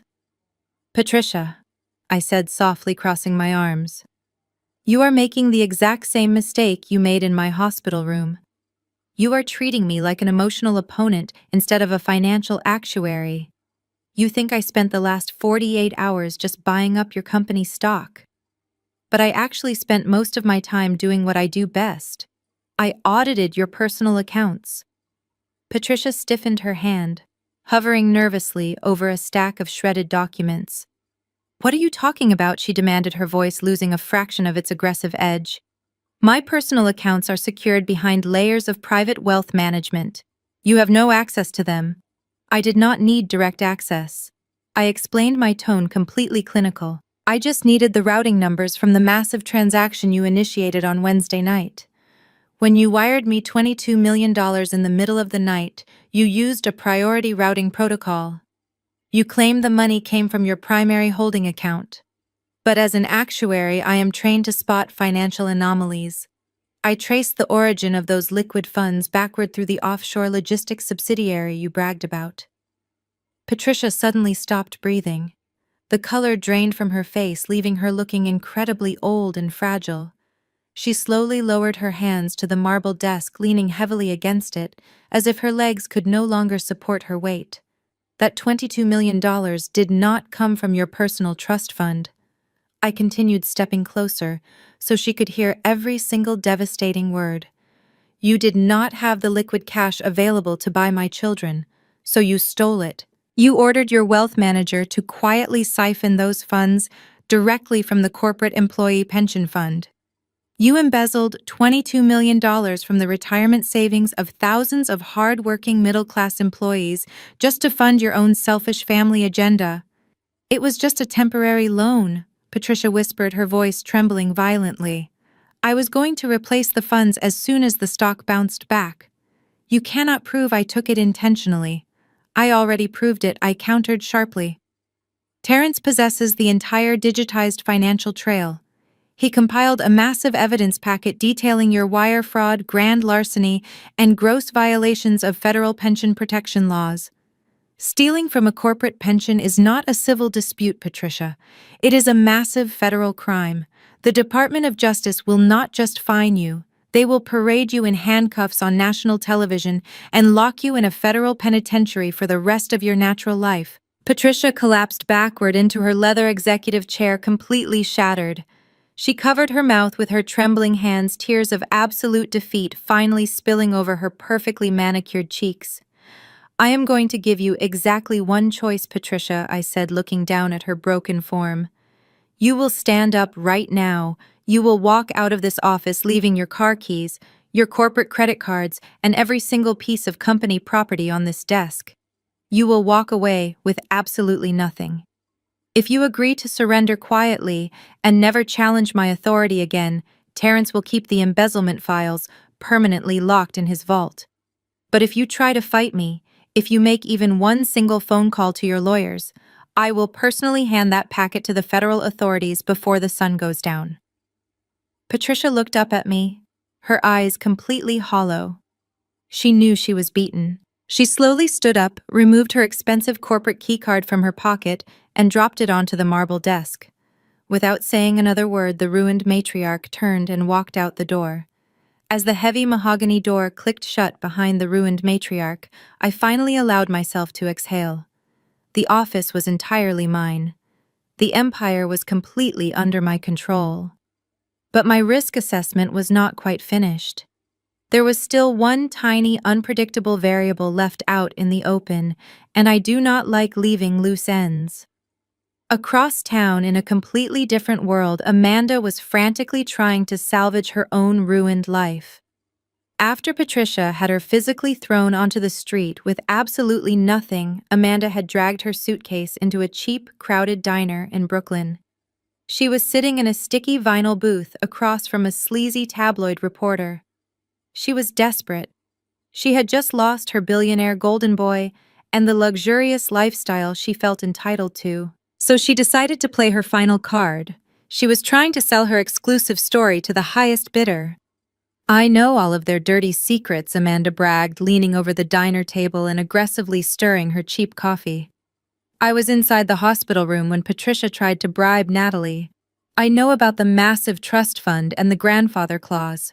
My story is worth at least $500,000. I will give your magazine the absolute exclusive rights, but I need a cash advance wired to my account by the end of the day. The reporter looked eager, his eyes lighting up at the prospect of the massive corporate scandal. He reached into his jacket to pull out a standard non-disclosure and exclusivity contract. But before he could even uncap his pen, a tall, imposing figure stepped right up to their booth, completely blocking the harsh fluorescent lighting of the diner. It was Terrence. He looked entirely out of place in the rundown restaurant, wearing his pristine navy suit and carrying his signature black leather briefcase. He did not ask for permission to join them. He simply slid into the booth right next to the terrified reporter. I would strongly advise against signing any contracts with this young woman, Terrence said, his deep voice completely calm but laced with absolute menace. Unless your tabloid publication is prepared to be named as a co-defendant in a massive corporate embezzlement lawsuit. The reporter froze, instantly recognizing the high-powered corporate attorney. He shoved his contract back into his jacket and practically scrambled out of the booth, completely abandoning Amanda. "Wait!" Amanda cried out, reaching across the table. "We had a deal. You promised me a cash advance." But the reporter was already sprinting out the front door of the diner, wanting absolutely nothing to do with Terrence or his massive legal threats. Amanda turned her fury on Terrence. "What are you doing here?" She shrieked, her voice cracking with sheer desperation. "You already ruined Spencer. You already got what you wanted. Leave me alone. I have a right to sell my own life story. You have the right to remain completely silent." Terrence corrected her, snapping the brass locks of his briefcase open. He pulled out a massive stack of legal documents bound with a thick rubber band and dropped it squarely onto the sticky diner table. "I am not here to talk about your fictional life story, Amanda. I am here representing the new majority shareholder of the Logistics Corporation, and we are here to collect our stolen property." Amanda stared at the legal documents, her face turning completely pale. "What property?" she stammered defensively. "I do not have anything. Patricia made me leave the jewelry and the bags in the dressing room yesterday. I am totally broke." Terrence smiled a cold, calculating smile. "You left the jewelry Spencer bought you yesterday," Terrence corrected her. "But over the last 12 months, Spencer leased a luxury apartment in your name. He bought you a brand new imported sports car. He funded your lavish vacations and paid off your massive credit card debts. You assumed he was spending his own personal wealth. He was not. Spencer illegally used corporate expense accounts to fund his marital infidelity. Every single dollar he spent on you belonged to the company." Amanda physically shrank back into the vinyl booth, realizing the terrifying gravity of his words. Because Spencer was terminated with absolute cause for gross negligence and embezzlement, the corporation is legally initiating a full clawback of all stolen assets, Terrence explained, tapping the stack of legal papers. "This is a civil suit demanding the immediate return of $450,000 in stolen corporate funds. Our private recovery agents are currently at your apartment seizing the imported car and changing the locks. Your credit cards have been officially frozen by the banking institutions." Amanda began to openly weep, her carefully constructed social media facade completely crumbling. "I do not have $400,000, she sobbed, covering her face with her hands. "I am pregnant. I have absolutely nowhere to go. You have exactly 30 days to vacate the corporate leased apartment and surrender any remaining assets bought with stolen funds," Terrence stated, standing up from the booth and smoothing his suit jacket. "If you fail to comply, we will pursue criminal charges for possession of stolen corporate property. Have a wonderful afternoon, Amanda." Terrence turned and walked out of the diner, leaving the ruined mistress entirely alone. Amanda sat in the sticky booth staring at the massive lawsuit. She pulled out her phone, her hands shaking violently. She had no billionaire boyfriend. She had no luxury apartment. She had absolutely no money. Weeping uncontrollably, she scrolled down to her contacts and dialed the only number she had left.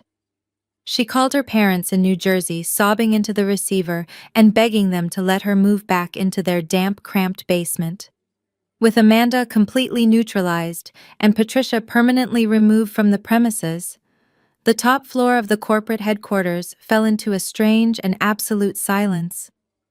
I sat alone in the massive leather chair behind the marble desk, looking out through the floor-to-ceiling windows at the sprawling Manhattan skyline. I had won the war. I possessed 51% of a massive logistics empire. But as the adrenaline slowly faded from my bloodstream, the cold, hard logic of my profession took over once again. I am an actuary. I measure risk, calculate longevity, and maximize guaranteed returns. And looking around this opulent office, I realized I had absolutely no desire to run this company. This corporation was built on decades of toxic manipulation, family betrayal, and corporate embezzlement. The board members who had just enthusiastically voted with me were the exact same men who had enabled Patricia for years. If I stayed, I would have to spend the next 20 years of my life fighting off their relentless corporate politics. I would be tied to this desk, separated from my newborn twins, constantly defending my position. I did not want to inherit Patricia and her poisoned legacy. I wanted to completely dismantle it. I opened my highly encrypted laptop and pulled up a private contact file Terrence had prepared for me weeks ago. I bypassed the corporate switchboard entirely and dialed a direct private number. The phone rang twice before it was answered. Harrison Caldwell, speaking a sharp, gravelly voice, answered. Harrison was the chief executive officer of Vanguard Global Shipping, the largest and most aggressive direct competitor to Patricia and her company. For years, Vanguard had tried to penetrate our market share, and for years, Patricia had fiercely blocked them at every single turn. Harrison, this is Natalie, I said, my voice projecting absolute confidence. We have never formally met, but I am sure you have been closely monitoring the public relations disaster surrounding my husband and his mother this week. I heard a low chuckle on the other end of the line. I have been watching the stock ticker, Natalie. Your family is having a very bad week. If you are calling to beg for a corporate merger to stop the financial bleeding, you are wasting my time. I plan to let your stock hit rock bottom and then buy the scraps for pennies. I am not calling to beg, Harrison, I replied, leaning back in the heavy leather chair. And you are not talking to a desperate family member. You are talking to the newly established majority shareholder. I currently possess 51% of the total voting stock. I just fired Patricia and Spencer with absolute cause, and I have the entire executive board firmly under my heel. I hold the absolute keys to the kingdom. The line went completely quiet. The arrogant amusement instantly vanished from his voice. I am listening, Harrison said carefully. I do not want to run this toxic empire, I explained, resting my hand on the smooth marble desk. I want pure liquid freedom. I am offering you my entire 51% controlling stake. You will get the exclusive shipping routes, the international port contracts, and the massive fleet of cargo vessels Patricia spent her entire life hoarding. But you are not going to buy it at the current crashed market price. You are going to pay me a 20% premium above the valuation from exactly 1 week ago, before the television scandal even happened. That is an astronomical amount of cash, Harrison argued quickly. You are asking for hundreds of millions of dollars in a completely unverified private buyout. I am offering you the absolute destruction of your biggest rival. I countered, my tone completely ruthless. You will absorb the entire infrastructure overnight. The return on investment will completely eclipse the premium within 2 fiscal quarters. You have exactly 1 hour to accept my terms and initiate the corporate buyout protocols. If you hesitate, I will hang up this phone and make the exact same offer to the massive overseas conglomerate that has been desperately trying to break into the American shipping market. The clock starts right now, Harrison. I did not even wait for his response. I disconnected the line. Exactly 42 minutes later, my phone rang. It was Harrison. Send the contracts to my legal team immediately, he commanded. We have a deal. Terrence finalized the massive corporate transaction over the next 48 hours. I traded my 51% controlling stake for an obscene amount of guaranteed liquid cash. I walked out of the corporate headquarters on Monday morning, an extraordinarily wealthy woman, completely untethered from the toxic family that had tried to destroy me. But the most satisfying moment did not come from checking my bank account. It came 3 days later when I turned on the local news. Vanguard Global Shipping had wasted absolutely no time asserting their new total dominance. A news helicopter was broadcasting live footage hovering over the corporate headquarters. A massive construction crane was currently lifting the giant gold letters of Patricia and her family name off the side of the skyscraper. One by one, the letters were violently ripped from the glass facade and lowered to the ground. Within hours, the building was completely rebranded, erasing Patricia and her family legacy from the New York skyline forever. The corporate war was over, but the personal legal battles were just concluding. 2 weeks after the massive corporate buyout, I found myself sitting in a sterile, brightly lit courtroom in downtown Manhattan. This family court hearing was the final step in completely severing my ties to the toxic empire. I sat confidently at the plaintiff table, wearing a tailored charcoal suit. Terrence sat beside me, organizing his legal files. Across the wide aisle sat my soon-to-be ex-husband. Spencer looked absolutely unrecognizable. The custom Italian suits and the arrogant billionaire posture were completely gone. He was wearing a wrinkled off-the-rack dress shirt that was slightly too large for his shrinking frame. Without his mother, Spencer was completely and utterly broke. When the company seized his penthouse and cars, he moved into a cheap weekly motel on the outskirts of the city. Because his bank accounts were entirely frozen and his wealthy friends had abandoned him, Spencer could not afford to hire an attorney. He was forced to represent himself against one of the most ruthless corporate lawyers in the state. The family court judge had absolutely zero tolerance for nonsense. She spent the first 20 minutes reviewing the massive stack of evidence Terrence had officially submitted. She read the certified transcript of Spencer openly confessing to his affair on live national television. She reviewed the falsified medical records his mother had tried to use to steal my children. When she finally looked up from the files, her expression was completely merciless. The judge did not hesitate. Based on the overwhelming evidence of infidelity and the documented attempts to medically defraud the mother, the judge announced, her voice echoing sharply. I am granting full legal and physical custody of the twin infants to Natalie. Furthermore, the defendant is stripped of all visitation rights, pending a psychological evaluation. Spencer slumped forward, resting his head in his hands. But the true humiliation was just beginning. The judge turned the page to the financial settlement portion of the divorce.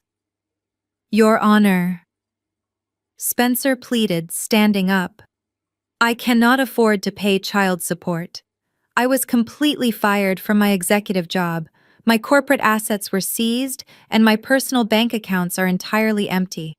I have absolutely zero income right now, and I am practically homeless. You cannot force me to pay money that I do not have. That is factually incorrect, Your Honor, Terrence stated, handing a new financial document to the bailiff. While it is true the defendant is currently unemployed, he possesses a Master of Business Administration degree. Under state law, child support can be calculated based on the potential earning capacity of the defendant, not just his current unemployment. I looked at Spencer and offered a cold, completely unsympathetic smile. As an actuary, I had personally run the mathematical models on his educational background and submitted the exact calculations to the court.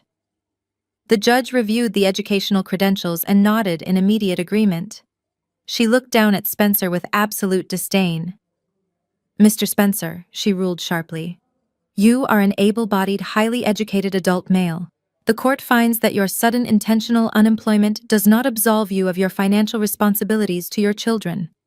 Based on your proven potential earning capacity, I am ordering you to pay $3,000 a month in mandatory child support. Spencer gasped, leaning back as if he had been physically struck by a heavy, blunt object. $3,000 a month, he choked out, his voice cracking with pure panic.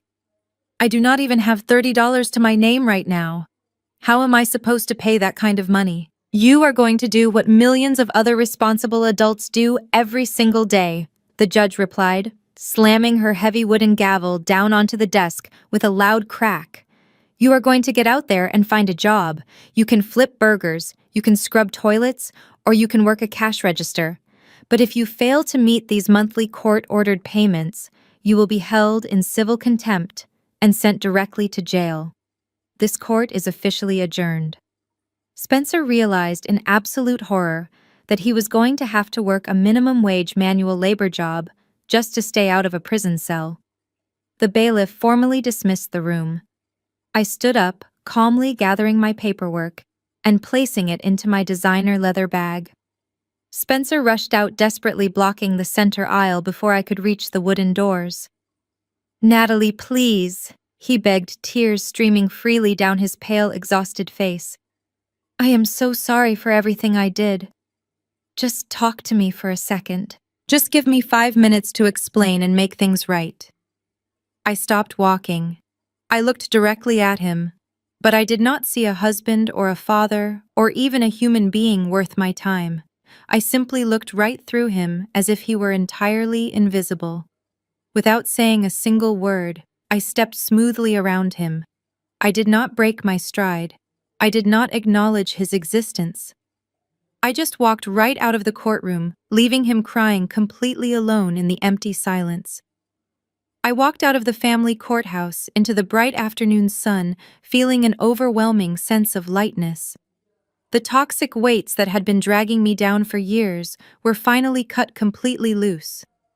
Terrence was waiting for me near his parked car, looking incredibly satisfied with the absolute destruction he had just orchestrated inside that courtroom.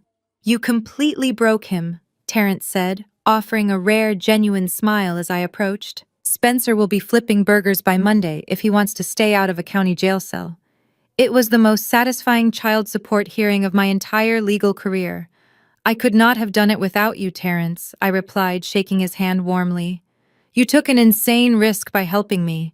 If Patricia had somehow won that corporate boardroom fight, she would have had you permanently disbarred and your entire life would have been completely ruined." Terrence shrugged his broad shoulders, adjusting his pristine silk tie. "I am a corporate attorney, Natalie. I analyze risk every single day. And betting on a brilliant corporate actuary against a delusional, arrogant family was the safest investment I have ever made." "Speaking of investments," I said, opening my designer bag and pulling out a heavy sealed envelope, "I believe it is time we settle our final account." I handed the envelope to Terrence. He looked slightly confused as he broke the seal and pulled out a single certified bank draft. It was not a standard legal fee. It was a massive seven-figure sum pulled directly from the incredibly lucrative corporate buyout I had just finalized with Vanguard Global Shipping. "Natalie, this is entirely too much," Terrence argued, trying to hand the check back to me. "I helped you because Patricia is a monster and my wife Caroline wanted to protect her nephews. I did not do this to extort millions of dollars from you. It is not a legal fee, Terrence," I explained, pushing his hand away. "It is seed capital. You have spent years working for other massive law firms, constantly dealing with the politics and the corruption of people like Patricia. It is time you built your own empire. Take the money. Start your own independent corporate law firm. Put your name on the door and run it exactly the way you want to." Terrence looked down at the massive check, the reality of the financial freedom washing over him. A slow, deep smile spread across his face. "Thank you, Natalie," he said quietly, his voice thick with genuine emotion. "I promise you, I will put this capital to very good use." A few months later, the bitter cold of a New York winter began to settle over the city. But the atmosphere inside Terrence and Caroline's beautiful brownstone home in Brooklyn was incredibly warm and inviting. It was Thanksgiving Day. For the first time in 5 years, I was actually looking forward to the holiday. In the past, Thanksgiving meant sitting at Patricia's massive dining table, enduring endless passive-aggressive insults, and watching Spencer completely ignore me while he drank expensive scotch. But this year, everything was entirely different. I walked into the spacious kitchen carrying my 2 perfectly healthy, growing baby boys. Caroline immediately rushed over, her face lighting up with absolute joy. She took one of the twins from my arms, bouncing him gently on her hip. Caroline looked healthier and happier than I had ever seen her. The dark circles under her eyes were completely gone, and the constant anxious tension she always carried when dealing with her mother had entirely vanished. Cutting ties with her toxic family had been the hardest but most liberating decision of her life. "Have you heard anything from Patricia?" I asked gently, as we began arranging the massive spread of food on the kitchen island. Caroline shook her head, stirring a large pot of gravy. "Not a single word. After the corporate buyout and the public humiliation, she completely isolated herself.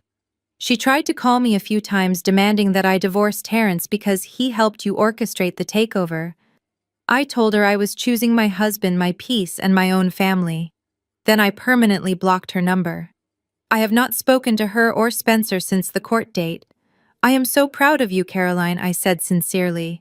"Family loyalty should never mean sacrificing your own sanity." Terrence walked into the kitchen carrying a bottle of red wine and 3 glasses. "The turkey is perfectly carved, and the dining table is officially set," he announced, handing me a glass of wine. We gathered around their cozy dining table, surrounded by the delicious smell of roasted turkey and warm spices. There were no designer crystal chandeliers or massive silver platters. There were no tense silences or cruel whispers. There was just genuine laughter, good food, and the profound comfort of being surrounded by people who actually respected and cared for each other. Terence raised his glass of wine, proposing a toast. To new beginnings, Terence said, his deep voice carrying a note of absolute triumph. To the massive success of the new law firm, and to the brilliant woman who completely dismantled an empire just to protect her children. We clinked our glasses together, the sound ringing out clearly in the warm dining room. We had survived the ultimate corporate war. But as I took a sip of my wine, I could not help but wonder how the villains of this story were spending their holidays completely alone in the cold ruins of the empire they had lost. While we were surrounded by warmth and laughter in Brooklyn, Patricia was sitting in a completely different reality. The massive Manhattan penthouse with its panoramic views and private elevators was gone. The Department of Justice had seized almost everything to cover the massive federal fines and the restitution for the pension fund embezzlement. By cooperating and surrendering her remaining assets, Patricia had barely managed to avoid a federal prison sentence. But the life she was left with was a prison of its own making. She now lived in a cramped, one-bedroom condo on the noisy outskirts of Queens. There were no maids to polish the floors and no private chefs to prepare her meals. The walls were paper-thin, and the constant roar of the elevated train rattled her cheap windows every 15 minutes. Patricia sat alone at a small laminate kitchen table staring at a frozen microwave dinner. She was wearing a faded cashmere sweater that had snagged on the doorframe earlier that morning. Her absolute downfall was not just financial, it was intensely social. For decades, Patricia had ruled the New York high society scene with an iron fist. She had controlled the guest lists to the most exclusive charity galas and country clubs. But the second she lost her company and her money, the high society elites completely abandoned her. Just 2 days before Thanksgiving, she had walked into a discount grocery store to buy cheap ingredients. She saw a wealthy socialite she used to invite to her private yacht. Patricia tried to smile and say hello, hoping for a shred of sympathy. The woman had looked her up and down, let out a quiet scoff of disgust, and completely turned her back, walking away without saying a single word. Patricia realized in that devastating moment that nobody had ever actually liked her.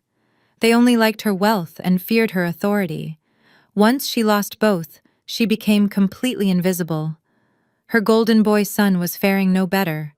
Spencer was currently working the late shift at a greasy fast food drive-thru out in New Jersey. His custom Italian suits had been replaced by a cheap polyester uniform that constantly smelled of stale cooking oil. Because of the strict court order demanding $3,000 a month in child support, a massive portion of his minimum wage paycheck was immediately garnished by the state. Every time a luxury car pulled up to his drive-through window, Spencer had to lower his head, terrified that someone from his past life might recognize the humiliated billionaire heir handing them a paper bag of cheap cheeseburgers. He spent his shifts being yelled at by teenage managers for not bagging fries fast enough. And Amanda, the scheming mistress who thought she had secured a permanent ticket to the upper echelon of society, was currently sitting in the damp basement of her parents' home. She was entirely broke, heavily pregnant, and entirely ignored by Spencer, who blamed her for his spectacular ruin. Patricia pushed her untouched microwave meal away. The silence of the tiny condo was absolutely deafening. She looked around the cramped room, realizing that her ruthless pursuit of control had left her with absolutely nothing. She had sacrificed her daughter-in-law, her son, her own daughter Caroline, and her massive corporate legacy, all because she refused to relinquish an ounce of power. She closed her eyes and vividly remembered standing in my hospital room, throwing that $22 million check onto my bed. It was the single most arrogant and destructive action of her entire existence. She looked at the small, cracked screen of her cheap prepaid smartphone resting on the laminate table. The holidays have a way of breaking down even the most stubborn pride. As the sun set on Thanksgiving Day, Patricia felt an overwhelming, crushing wave of absolute loneliness. She did not want to control the trust fund anymore. She just wanted to hear a familiar voice. She desperately wanted to hear the sounds of her newborn grandchildren cooing in the background. She wanted to know that some piece of her family had survived the absolute wreckage she had caused. Patricia picked up the phone, her hands trembling violently. She convinced herself that I would answer. She told herself that because it was a holiday of gratitude, I would take pity on a broken old woman and let her listen to the twins for just 1 minute. She scrolled through her limited contacts and found my name. She pressed the green call button and held the cheap plastic speaker to her ear, holding her breath in desperate anticipation. She waited for the ringing sound, but the line was completely dead. A few seconds later, an automated robotic voice clicked onto the line, delivering the final devastating blow. The number you have reached has been disconnected and is no longer in service. Patricia slowly lowered the phone to the table. I had completely erased her from our lives. There was no forwarding number and no second chances. As the elevated train roared past her window, rattling the cheap glass, Patricia finally broke down, weeping loudly into the absolute isolation of her cold, empty room. While Patricia wept in the absolute isolation of her cold, empty room, I was standing 3,000 miles away, breathing in the crisp, salty air of the Pacific Northwest. The contrast between my former suffocating life in Manhattan and my new reality could not have been more spectacular. I had purchased a sprawling modern home nestled deeply into the side of a forested mountain overlooking the dark blue waters of Puget Sound. There were no blaring city sirens, no aggressive paparazzi, and absolutely no toxic in-laws dropping by unannounced to inspect my parenting or criticize my background. There was only the sound of the cold wind moving through the ancient evergreen trees and the gentle crash of the ocean waves against the rocky shoreline below.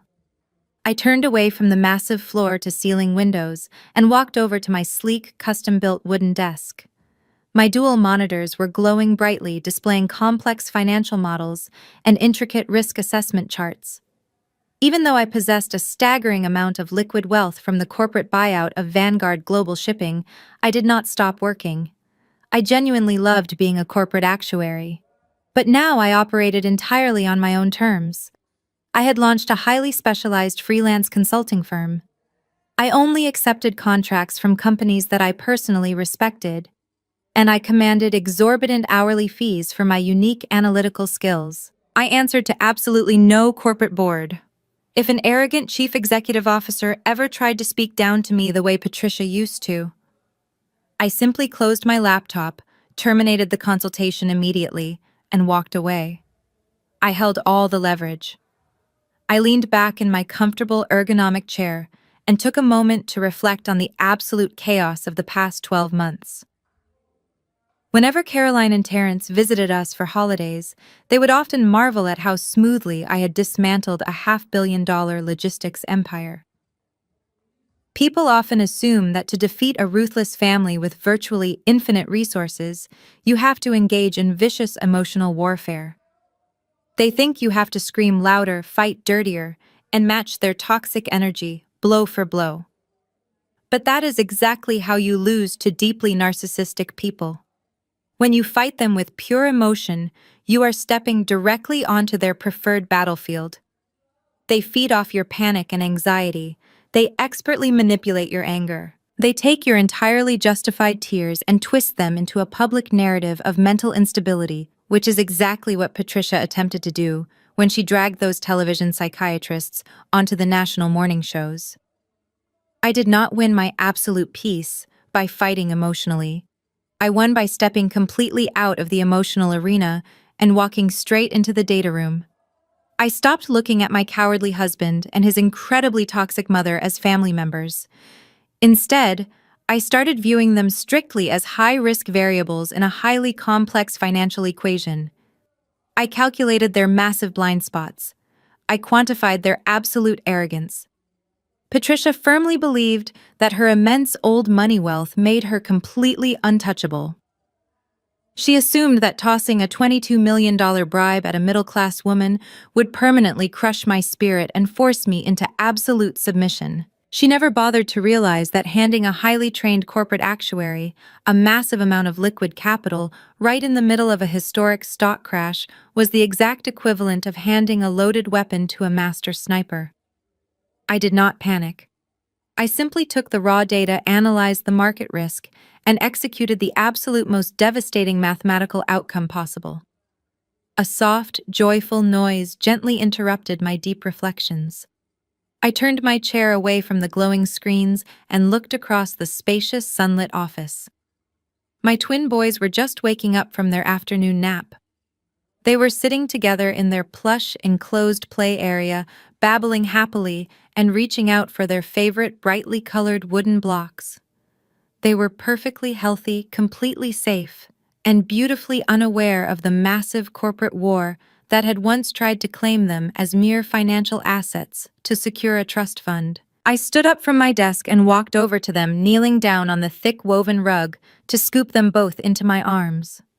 I held them close to my chest, feeling their tiny, steady heartbeats against mine.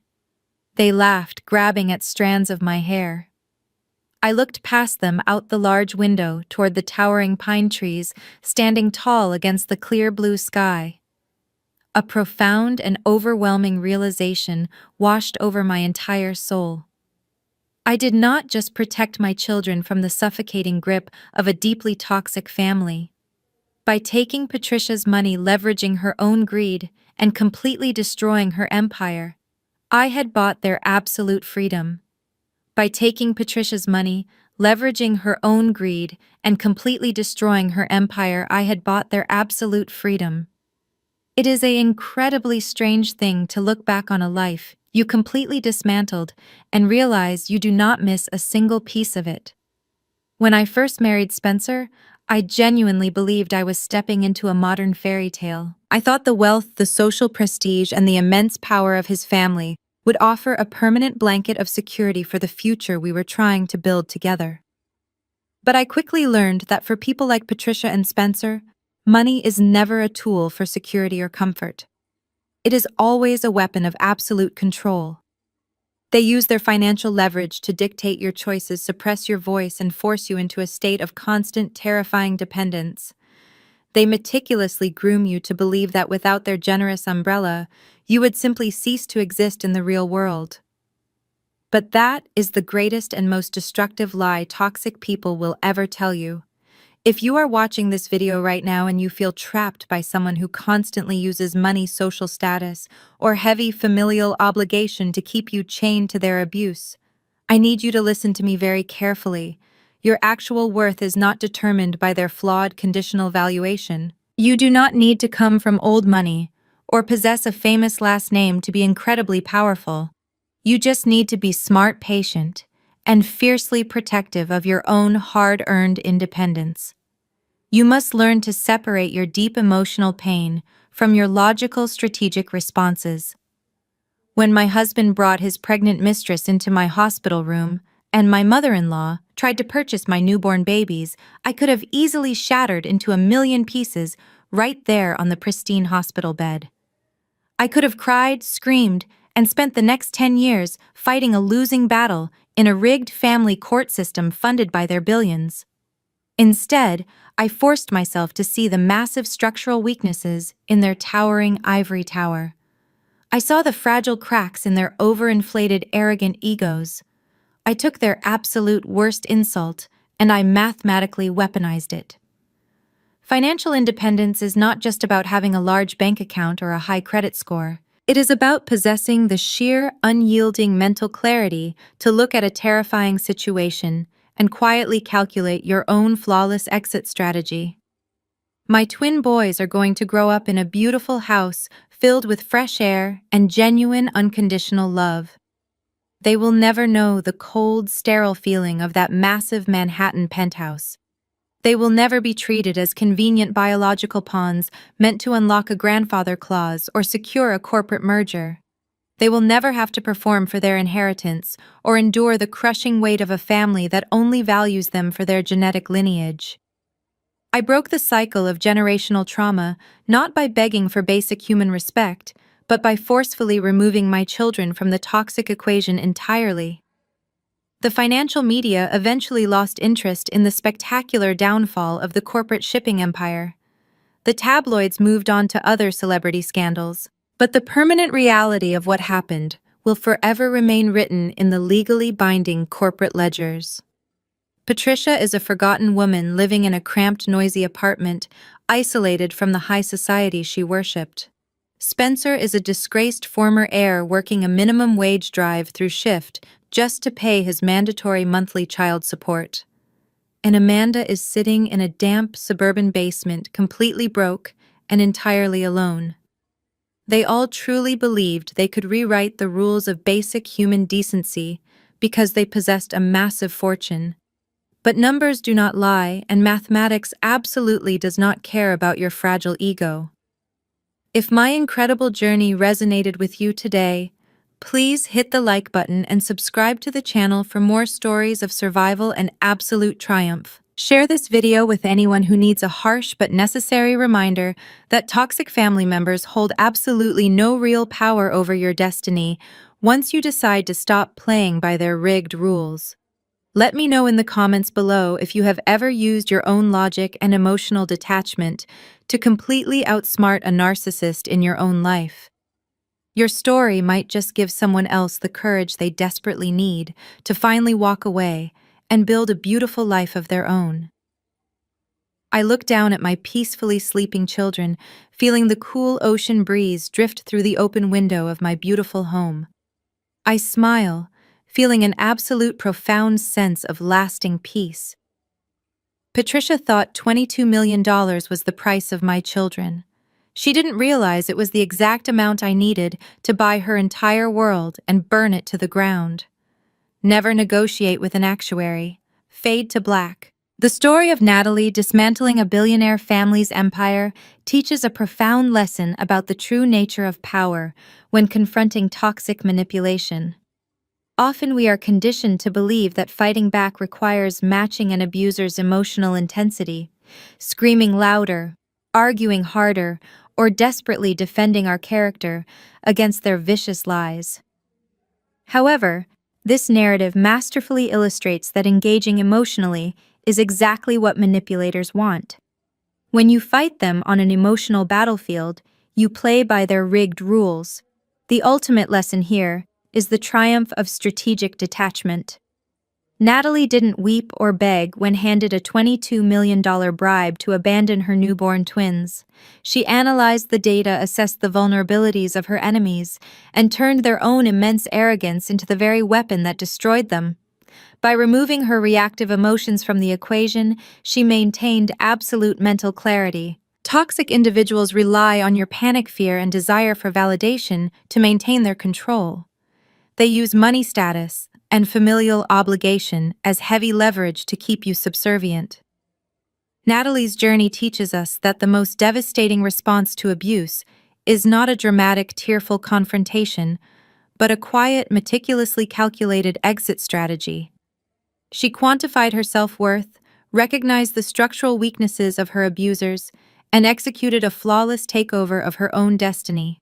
Her victory reminds us that true independence is achieved when we stop reacting to toxicity and start strategically planning our freedom. We may not all be corporate actuaries dealing with multi-million-dollar trust funds, but we can all apply this calculated, emotionally detached mindset to protect our own peace and well-being. If you are currently trapped in a toxic dynamic, take a step back today, evaluate your logical exit strategy, and start building the fiercely independent life you truly deserve.